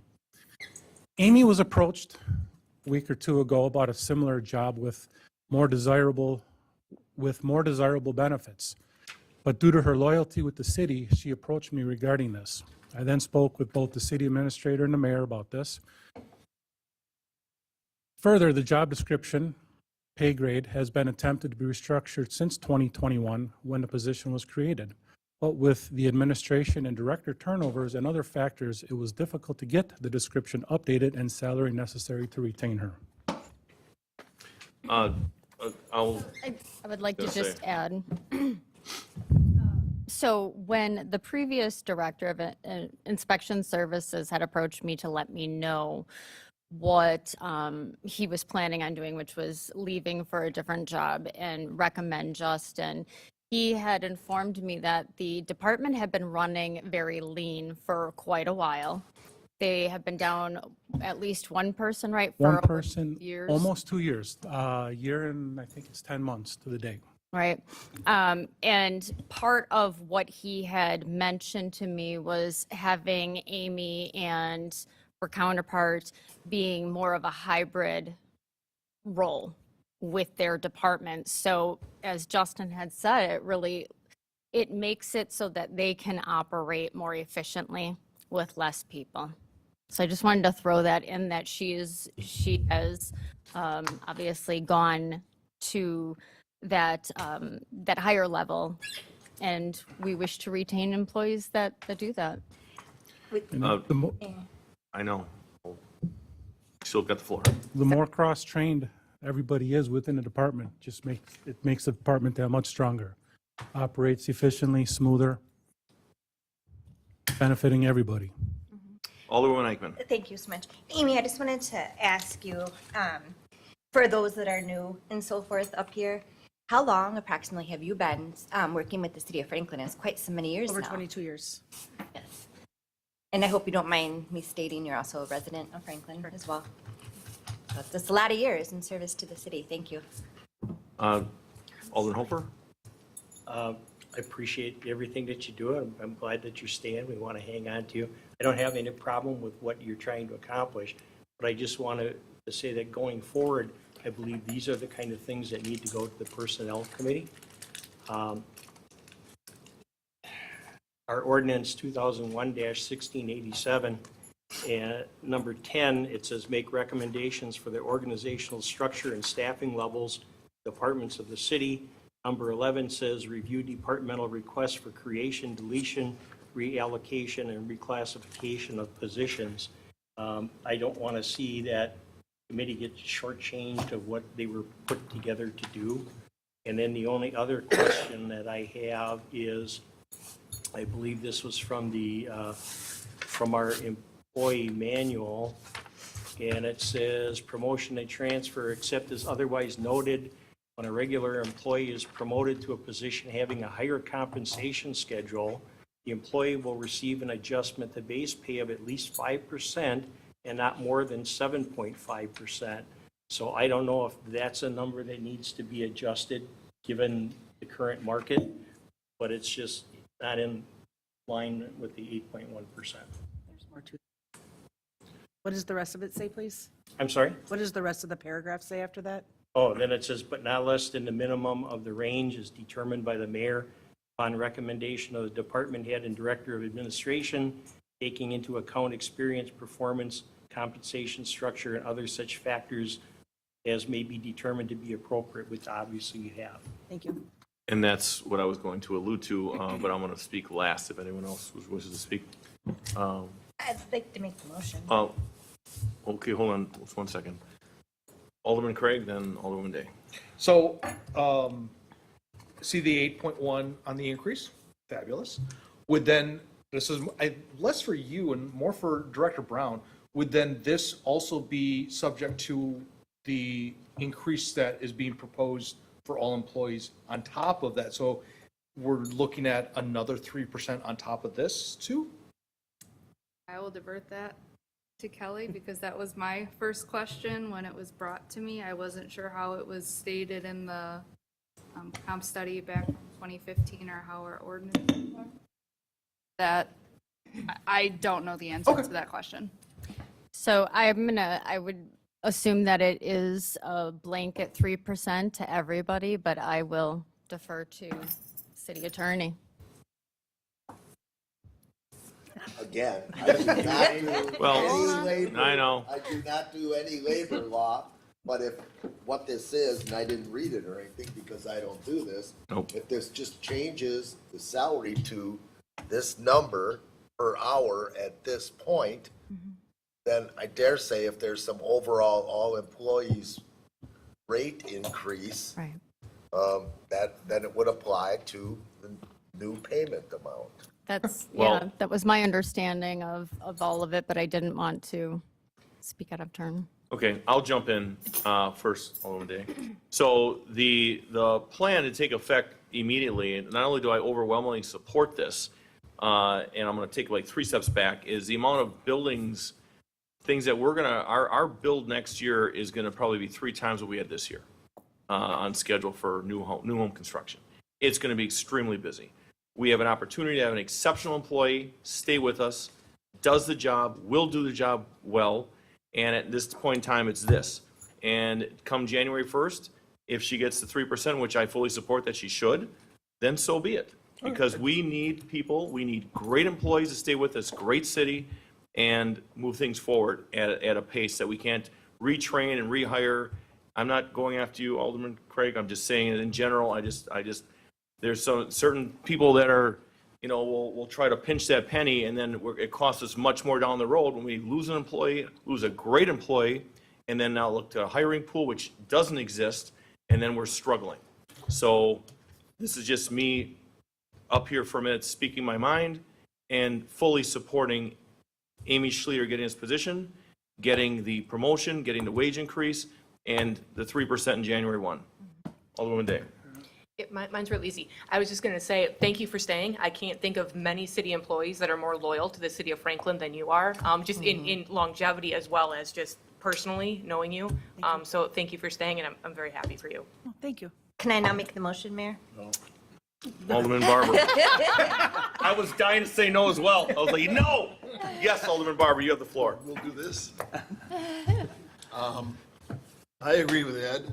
This should be coming before personnel as a matter of procedure so that we can review it in light of any percentages out there that are guiding principles at this point. I, on the other hand, will totally support this, but I think in the future I'd like to see it move through the channels that are out there and the way it's always operated. I mean, that's part of the learning curve, sure, but that's what we need. Point taken, and we will absolutely do that. I can say that Dana and I had spoken today about this, and she had basically said to me, oh, I forgot about this. So we'll make sure to bring it forward from here on out. Thank you. Now can I make the motion, please? Please, Alderwoman Yes, Eichmann. I would like to make the motion to authorize the promotion and grade level increase for Amy Schlieder from permit coordinator grade level 5, $28.21 an hour, to permit technician grade level 6 at $30.50 an hour. The annual increase is estimated at $4,763.20 with a yearly salary of $63,440. So we've got a first, Alderman Barber's a second. Seeing no further discussion, let's do a roll call vote. It's 10 o'clock almost. It said 11:15. Alderman Holfer. Aye. Alderwoman Eichmann. Aye. Alderman Hassan. Aye. Alderwoman Day. Aye. Alderman Barber. Aye. Alderman Craig. All right. 6 ayes, oh no, unanimous. Congratulations, welcome, and Yeah. thank you. Thank you. Thank you. Thank you for your continued Thank you work with both the of city of you. Franklin, Amy. Appreciate the opportunity to retain your Yes, employment, absolutely. Amy. Thank you so much. Appreciate Whatever we can do to improve inspection. Sorry, I'm over here like. So why don't we jump ahead to licensing, item H. Who will be taking I licensing? don't know that you want me to do this. Okay, sure. Let's do license committee. Alderwoman Day. All right, so License Committee met today at 5:40. The entire duration of the meeting involved the discussion with the Enchant Christmas representatives. So before I go any further, I want to ask a procedural question of more veteran members of council who may have been on the License Committee previously. As you can see, there is an event on here that takes place next week that we did not get to. Procedurally, is there a way to, as a full council, vote on that one item without License Committee voting on it first? Mr. City Attorney. Mr. City Attorney. I don't know. We- But I Hold on. would suggest if the council moves to approve that there be a special license committee meeting, and the approval would be subject to adoption of a motion to recommend approval to the common council. And obviously, that meeting has to occur. I'm assuming this is the Franklin Health Department Trunk or Treat event on October 26th, which I believe is next Thursday. Yes, so my follow-up to that would be, would we be able to entertain a motion that the council would approve the event if License Committee approves the event at a special session, because council does not meet again prior to this event? Essentially is what you just said. That's what I said. Okay. I would like, It's approved, subject to adoption of a motion to recommend by the license committee. I just want to make sure that we're doing it the right way. But let me ask you this, Mr. City Attorney, what if we can't get a quorum of members prior to the 26th? Isn't the licensing committee a recommending authority to the council? I'd have to look at the code. Where the council could I'll right now? find the code if you want to come back to this and go back Yes. to the. Yeah, why don't We- we, Alderwoman Eichman, go ahead. We had discussion of holding a special meeting, but I'm going to ask those on licensing.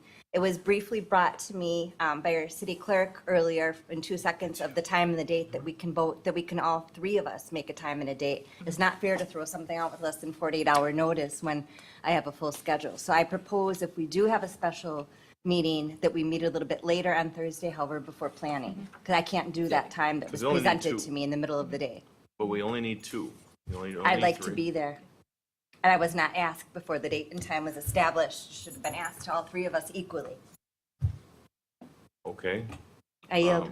Madam Clerk, do you want to shed light on that? I didn't know that any of this, that this special meeting, some things didn't get to because of the, I can, yeah. During the recess, I asked procedurally Jesse and Karen specifically what the best route forward would be to do this and how soon we could schedule a special license committee meeting. So Thursday was the day we were discussing because that's, the 48 hours notice that would have to be provided. did you discuss a time? We discussed a time range. It was not a time range discussed with me, however, before it was decided. But let me ask you this, what was the time range?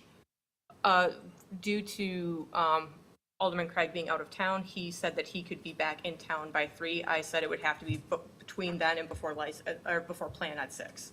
So between 3 and 6 for literally a 2-minute thing? Will be 5 Okay. minutes. 3 and 6, hold on, So- Alderman Barber, for 1 second. Does that work with you, 3 to 6? No.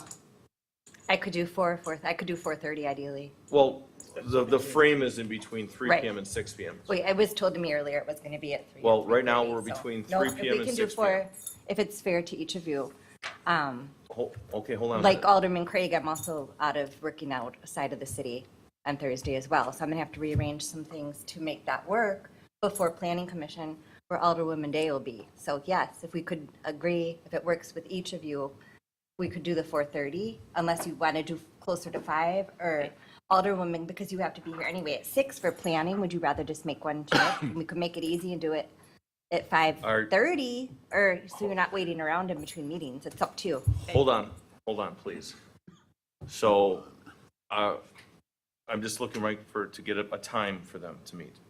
So, are you good with 5? Are you good with 5? Jason, you good with 5?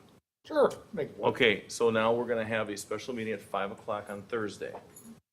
Thank you, excellent. Alderman Barber.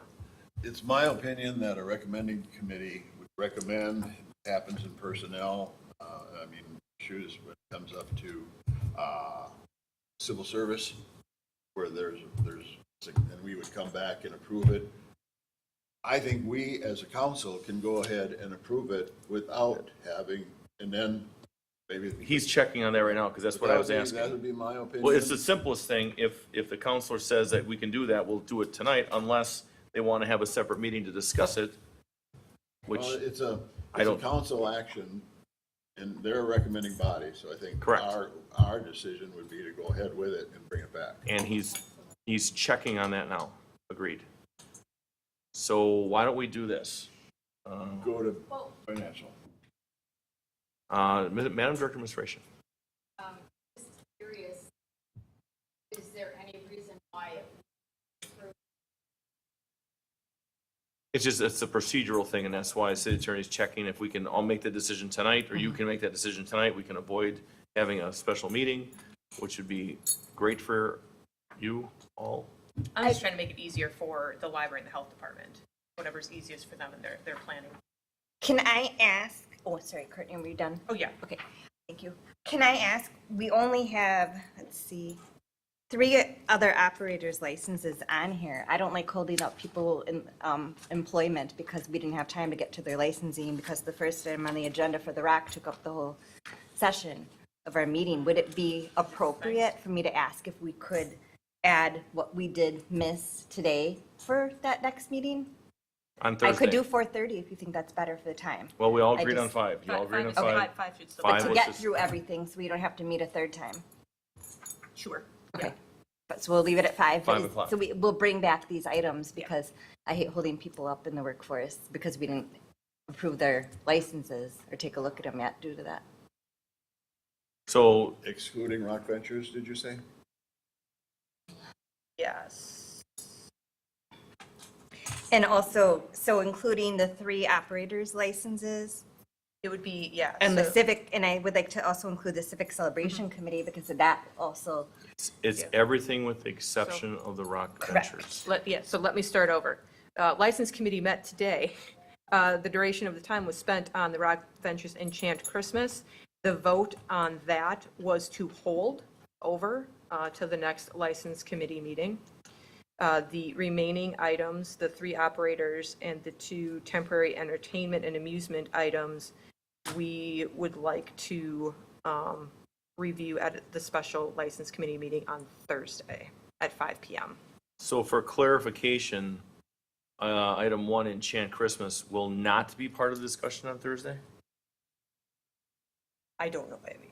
I don't know if it can turn around that. I don't know the timeline of Okay, turning well, around that thing, you have a so- hold on it, so I was wondering if whatever Yeah. you were holding on You it. can't because the notice of 19 has to be Yeah. posted on that Wednesday and would come back, so it wouldn't be I don't think you applicable can. at that point. So you're actually then, so you're actually holding off on the Enchant Christmas till the next council meeting in November? I can support that. And just for the record, in licensing committee, I was against having it tabled. I wanted to find out more information, so the votes were 2-1. I was in favor of moving it forward. Okay. So that's the vote that was taken. So, I guess I'm asking the 2 of you, it's being held over until the first meeting in November? Yes. Okay. I don't agree with that, Mayor, though. I don't support that. That's not going to give the event, if it were to go forward, enough time. So I guess my question is, do we revisit this again and have yet another special licensing committee meeting? It's been done in the past. That was the vote, wasn't it? That's Well, one thing that was. We did, That's- when we discussed We don't holding it, revisit holding it over, and we did tell the applicants that there was a possibility that we could do it as a special license committee meeting, knowing that that next scheduled one wasn't until, I believe, November 7th, because of how the weeks fall, because we have that 5th Tuesday in October. So there is, we did tell that to them, that we would or could bring it back at a special license committee meeting. Well, to Alderwoman Eichmann's point, so that'd be another special meeting that you could have. Now, you voted today at the licensing committee meeting to hold. So you didn't vote yes, didn't vote no, just voted to hold on the event. And it was a 2-1 on the hold. And I understand the timeline to get this thing moved forward. But it's gonna now, to her point, to Alderwoman Eichmann's point, so we'll have a special meeting Thursday and then a special meeting before the next council meeting on this? By the time, from the timeline for what we need to do to get the amendment to the ordinance, we wouldn't be able to do it on Tuesday, or on Thursday, sorry, with the rest of these. So the options would be having another special meeting or waiting Well, until. let me ask you this, hold on. So when, Counselor, I know you're looking through that book feverishly, but when we made that adjustment to the ordinance, doesn't that go into effect immediately? I wasn't listening to what the subject is. Hold on. After it's published. So this ordinance change that went into effect tonight, the vote to change the ordinance for the special events that can go through January 15th, it was, I think. Is that ordinance go into effect immediately, or is it posted, or? No, it's noticed, published, it's effective the day after publication. And when is that publication day? On a Wednesday? Well, it's going tomorrow, but it won't get published until the following evening. So that wouldn't help this. It would be a day after next Wednesday, Question? if it gets to the publisher tomorrow. Alderman Hofer? So I'm assuming, correct me if I'm wrong, that you held it because of the uncertainty, right? So we did pass it, so whether it's actually officially enacted or not, that uncertainty has gone away. It's clarified. So would you be comfortable with looking at it, if it has to be posted in time, that anybody wants to come and listen to it? Well, I guess the question Mr. Hofer's saying is, okay, so they held up, they did a hold vote of 2-1 to hold off until they got determination with the ordinance change. But now that the ordinance change is passed, could they act on it tonight, or could they act on it right now, or did they have to go back to a special? Mayor, I wanted to add in two, sorry, Jesse.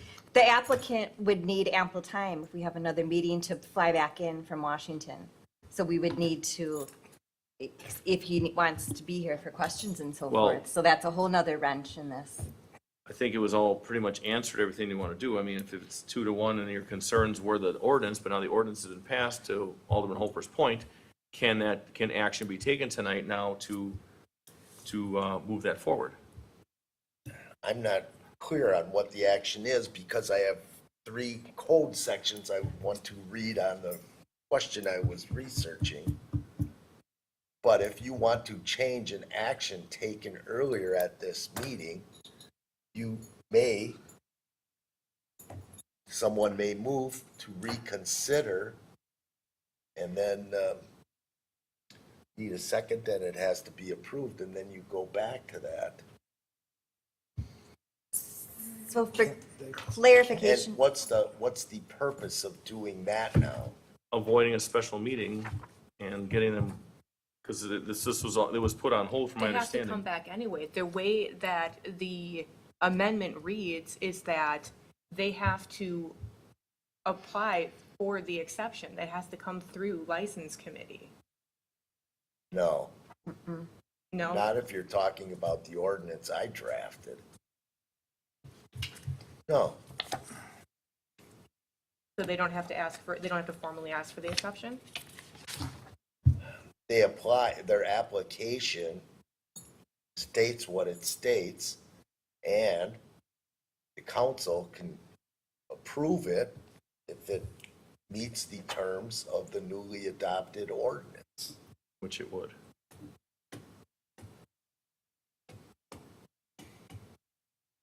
So could there be a motion now on item number 1 with Rock Ventures to,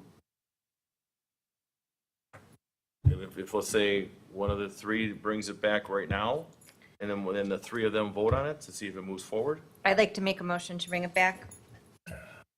You can. Doesn't the It committee wasn't- have to be in it was in a session separate first? meeting. It's the opposing. That's what I was has just- to- that's the what I- opposing has to bring the motion. That's what I was going to ask Jesse, because licensing committee is considered different than council, so is that still acceptable? I don't It's a know. recommending The body. ordinance was before the common council, not the license committee. In order to bring it back before council, someone that said no has to request someone that says yes. I think because there was a no vote, it was simply a hold, not a yes or no. Before council. But I asked for it to not be held. Jesse said, someone can bring this back within today's meeting. Now, who has to bring that back? Either the yes or the no. I can't let this go and look. Why don't we let Jesse look as far as being able to approve trunk or treat, and we just do the financials while he does that? Well, yeah, but we're on it, so what we can do is this. Why don't we finish up the rest of the,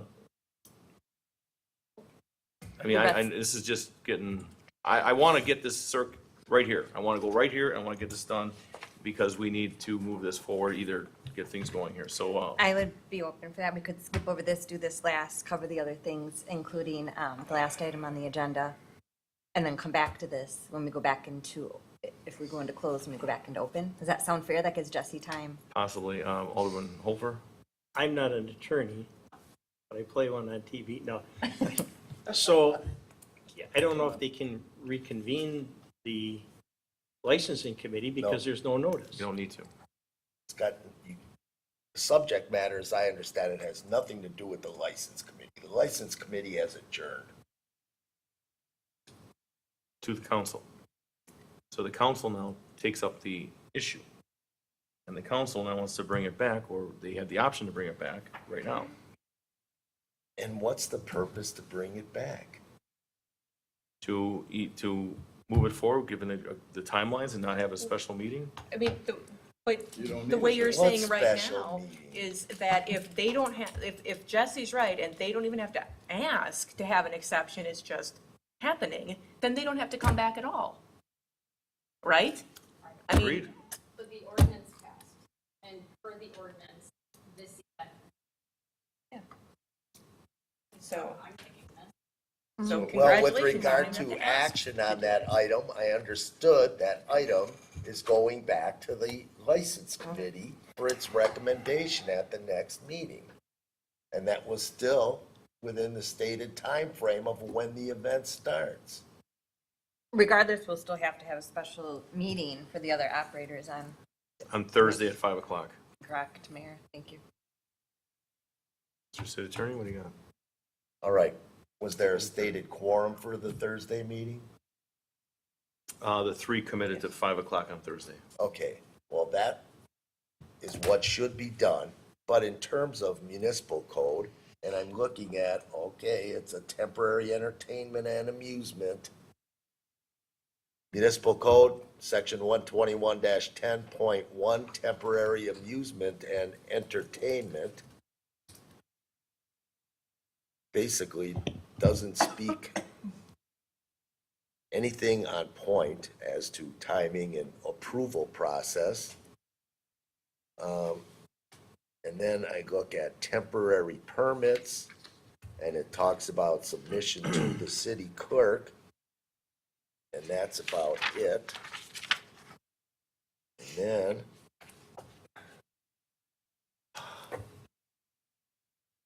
well, I had this all down, and now I don't. But the provision with regard to process was, I did not find a mention of common council or of license committee, or license, under 121-10. Upon receipt of a proper application and the prescribed license fee, the city clerk shall forward such application to the common council for consideration. Within 30 days of receiving an application, the common council shall grant or deny the license or hold the application for et cetera. Doesn't say anything about license committee. I look up license committee in chapter 10, section 10-22. Simply state shall consist of 3 alternate persons appointed by the mayor, confirmed by the council, each to serve a 1-year term. And then it references section C19-4 of this code. And now I lost 19-4.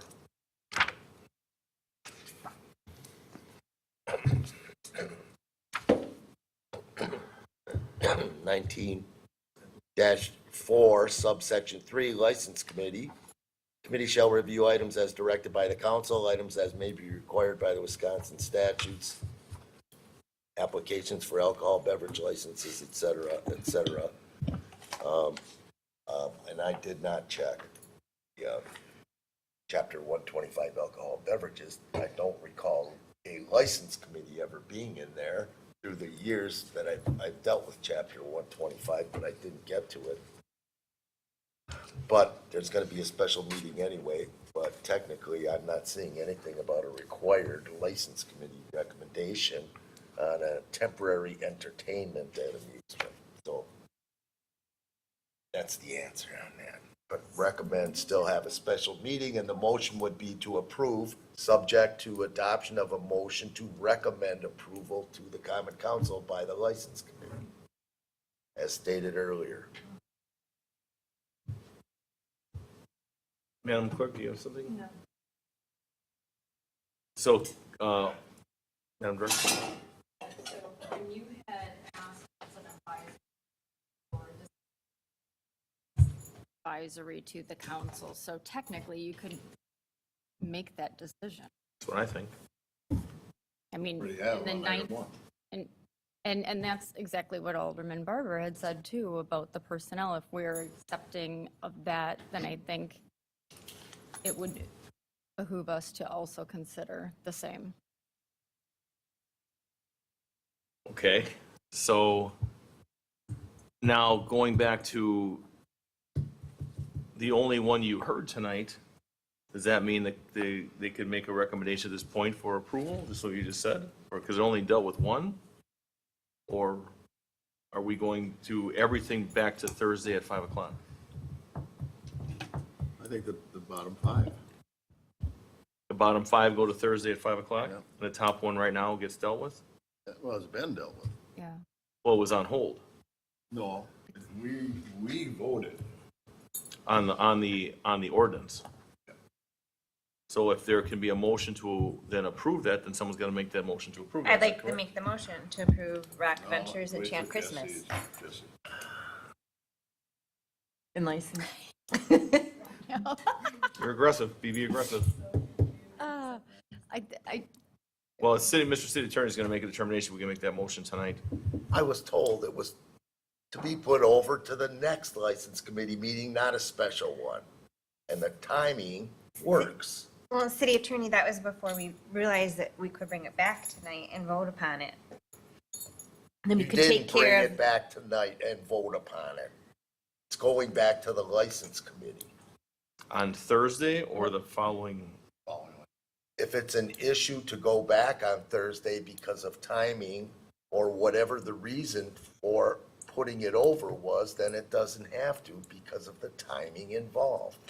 so for clarification purposes, what if it's again 2 noes and 1 aye? Then what do we do with it? Doesn't, To what? if we again have the same votes, if Alderman Craig and Alderwoman Day both vote, if they vote against it, and for example, if I am for it, then does that have to come back to council, or what's the process of that? It's not it's here, but hasn't been recommended by the license committee because it put it over to the next meeting. So yes, I would say it would have to come back to the common council if there's different action on it, or if whatever action there is on it. I still think the council action that we took tonight overrides committee. I agree, I 100%. agree as well. The council action was on a separate ordinance written to apply to the entirety of the city and all the people who might apply or entities that might apply. So I would not say action was taken on a single event, and license committee doesn't have to go back to the license committee as was stated earlier. True. Okay, maybe I'm missing something then. So then what right now are we doing with this tonight? The With ordinance the didn't approve it. application for extraordinary entertainment and special event for Enchant Christmas, Yes. nothing. Okay, so that means there's nothing going to be dealt with tonight, no action taken on any item from the licensing committee. No, the bottom five, we can still. They didn't No, get to the tonight, bottom nothing's 5. happening tonight. Because everything they dealt with, Mike, for the entire meeting was item number 1. So that's why they're having a special meeting on Thursday at 5 o'clock to handle items number 2 through 6. I don't agree with that. I thought you were tonight as a council, based on back on Thursday. Right, exactly. Well, I was dealing with one item. So let's deal with the next 5. Okay, so what would a motion be then for the next 5? So we're dealing with, that's where I'm being lost right now. What are we doing on Thursday? Well, we were talking about the Franklin Health Department trunk or treat item, which was a timing emergency. Correct? But I didn't know until then that nothing else was touched. And it ended up with, I said I prefer the special meeting, and so the motion would be subject to approval by the license committee. which is very unusual. Right. And absent these other ones being needed because of timing, which I didn't hear anything about that, I I would would make a suggest they motion. go, I would suggest they just get put over to the next license committee. In that defense though, Jesse, and trunk or treat, we wouldn't have enough time then to approve that because it's, the date of trunk or treat is October 26th. So we'd have to have a special meeting because licensing doesn't meet That's again. what I just said. Okay. I'd make a For that motion one, not to the approve the others. Franklin Well, no, Health Department event trunk or treat, subject to final approval by the licensing committee. Is that correct, Jesse? Recommendation of approval by the license committee. Yes. And then Second. let the rest go where they want to go. Right? And it's seconded by Alderman Holfer. So if I'm understanding right then, for the special meeting on Thursday, Continue discussion, go ahead, Alderman Eichman. Because we got a first and a second, but a little discussion, go ahead. so for Thursday's meeting, then under my understanding, we're bringing back Rock Ventures again. No. Okay. Just Franklin Health Department trunk or treat. That's it. No, that's not fair because Civic Celebration Committee, no, City Administrator, I'm the alder. The city What? civic celebration, sorry, but and I'm not done talking either. The Civic Celebration Committee needs to be approved as well. And then these other three people that want to start employment in the city of Franklin. I So have if we're a motion meeting on- Thursday, Hold why on, can't we've we got, just do hold all? on. We've got point of order. Mr. Barber made a motion. Mr. Holfer seconded it. And on your motion, it was not to do with your part yet. We had a first and a second on a singular topic right now, correct? Right. And that was what again? Trunk or treat. Trunk or treat only. And that was what we're talking about right now. We've got a first and a second. Okay? So all those in favor? Aye. Aye. Any opposed? Ayes have it. So that motion carries for the trunk or treat. Alderwoman Eichman, you now have the floor. Thank you, Mayor. I appreciate the clarification on that. So then Thursday's meeting, we will be then reviewing the other 4 items? Or a total of the 5? Or all of them? I guess it's just the clarification. I don't want to meet on Thursday, not, well, we're here, we might as well go through the operators licenses. It doesn't take very long and so forth, instead of just singling out it for one event. I'm Well, sorry, what, Mike? Thursday at 5 o'clock was a special licensing committee meeting. At that licensing committee meeting, would then you hear 1, 2, 3 for the other 5 items, including the Rock Ventures, or not? That's where I guess I don't understand what's, Whatever whatever the timeframe is that we can act on it again, based on the. So it's fair, then you're saying to hold up operators' licenses for 3 establishments in the city of Franklin, postponing employment for 2 weeks? He asked me about the Rock. I asked about the rock. hold on, Mr. City Attorney.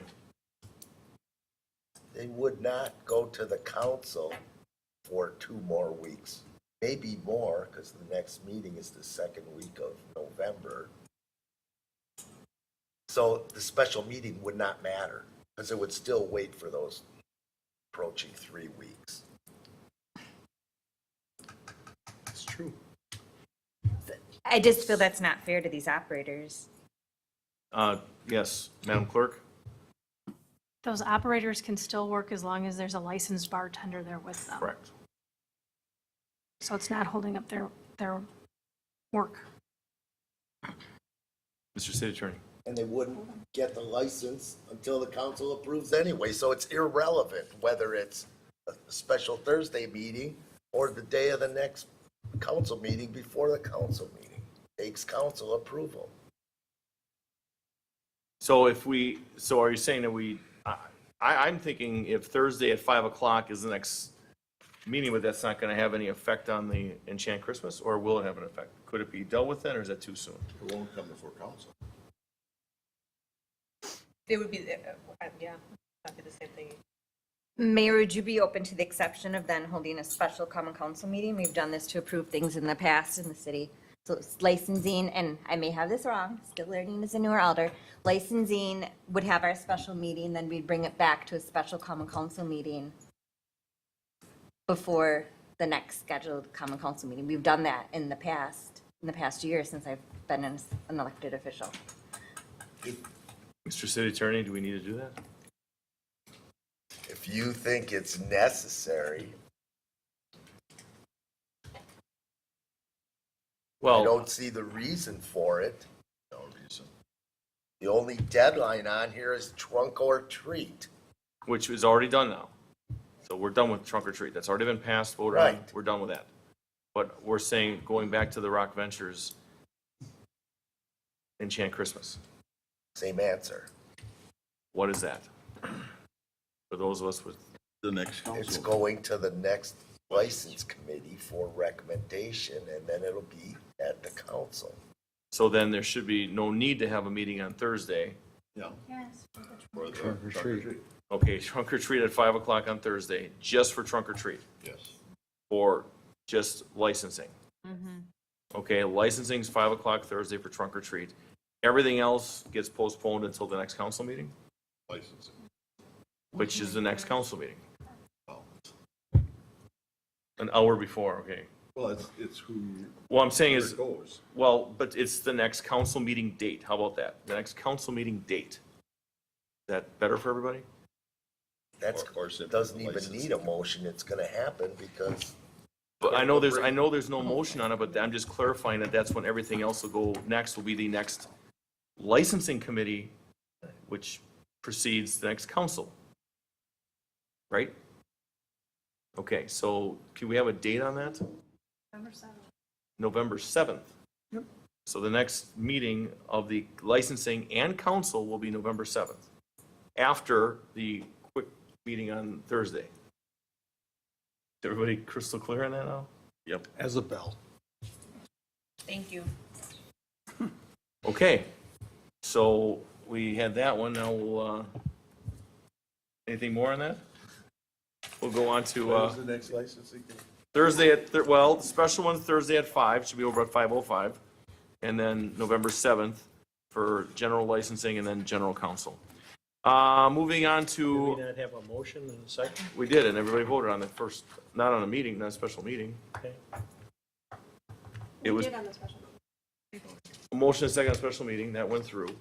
Motion and a second on trunk or treat, that went through. Pending.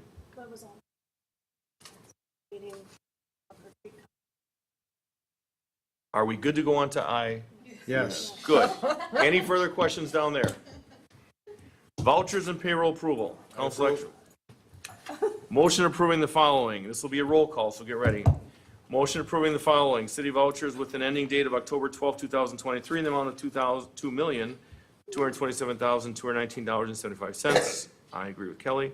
Payroll date October 6, 2023 in the amount of $466,003.95.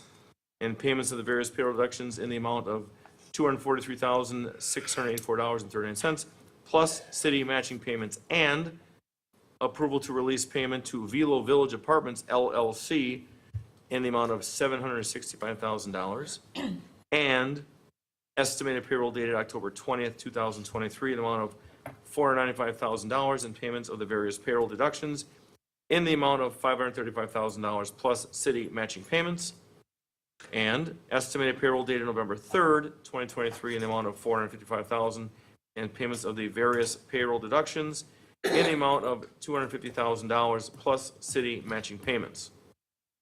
Is there a motion on this? So moved. Second. Have a first and a second. Roll call. Question. Oh, we have discussion. Alderman Barber. And just to remind me, what was the Viola Village payment for? The tax? Madam Director of Finance. Loud. Their MRO payment. We have a MRO bond with them for over $14 million, and it's over a 20-year period that they get. And so once all of their taxes have been paid, if they've been paid in January, technically we're supposed to pay them in March, but yeah, there was nobody in my position to do that, so we're taking care of it now. Okay. Okay, any further discussion on that? Roll call vote, please. Alderman Hopfer. Aye. Alderwoman Eichman. Aye. Alderman Hassan. Aye. Alderwoman Day. Aye. Alderman Barber. Aye. Alderman Craig. Aye. 6 ayes, no nos, motion carries. Returning back to item G21. We'll be looking for a motion to enter closed session pursuant to Wisconsin State Statute 19.85 sub 1 sub C, considering employment, promotion, compensation, or performance evaluation data of any public employee over which the governing body has jurisdiction or exercise responsibility. Wisconsin State Statute 19.85 sub 1 sub F as in Frank, considering financial, medical, social, or personal histories or disciplinary data of specific persons, preliminary consideration of specific personnel, problems, or the investigation of charges against specific persons, except where Part B applies, which, if discussed in public, would be likely to have a substantial adverse effect upon the reputation of any person referred to in such histories or data, or involved in such problems or investigations, and Wisconsin State Statute 19.85 sub 1 sub G as in George, conferring with legal counsel for the governmental body who is rendering oral or written advice concerning strategy to be adopted by the body with respect to litigation in which it is likely to become involved, and to re-enter open session at the same place thereafter to act on such matters discussed therein as it deems appropriate. Move to go to closed session. Second. We've got a first and a second. All those in favor? Aye. We're in closed session. I hate to wait longer, but can we take a 3-minute break, or if not, I'm just going. Motion to approve the agreement as discussed in closed session between the City of Franklin and Lori Miller. So moved. Second. So we've got Craig as a first, Eichmann as a second. Let's do a roll call vote, please.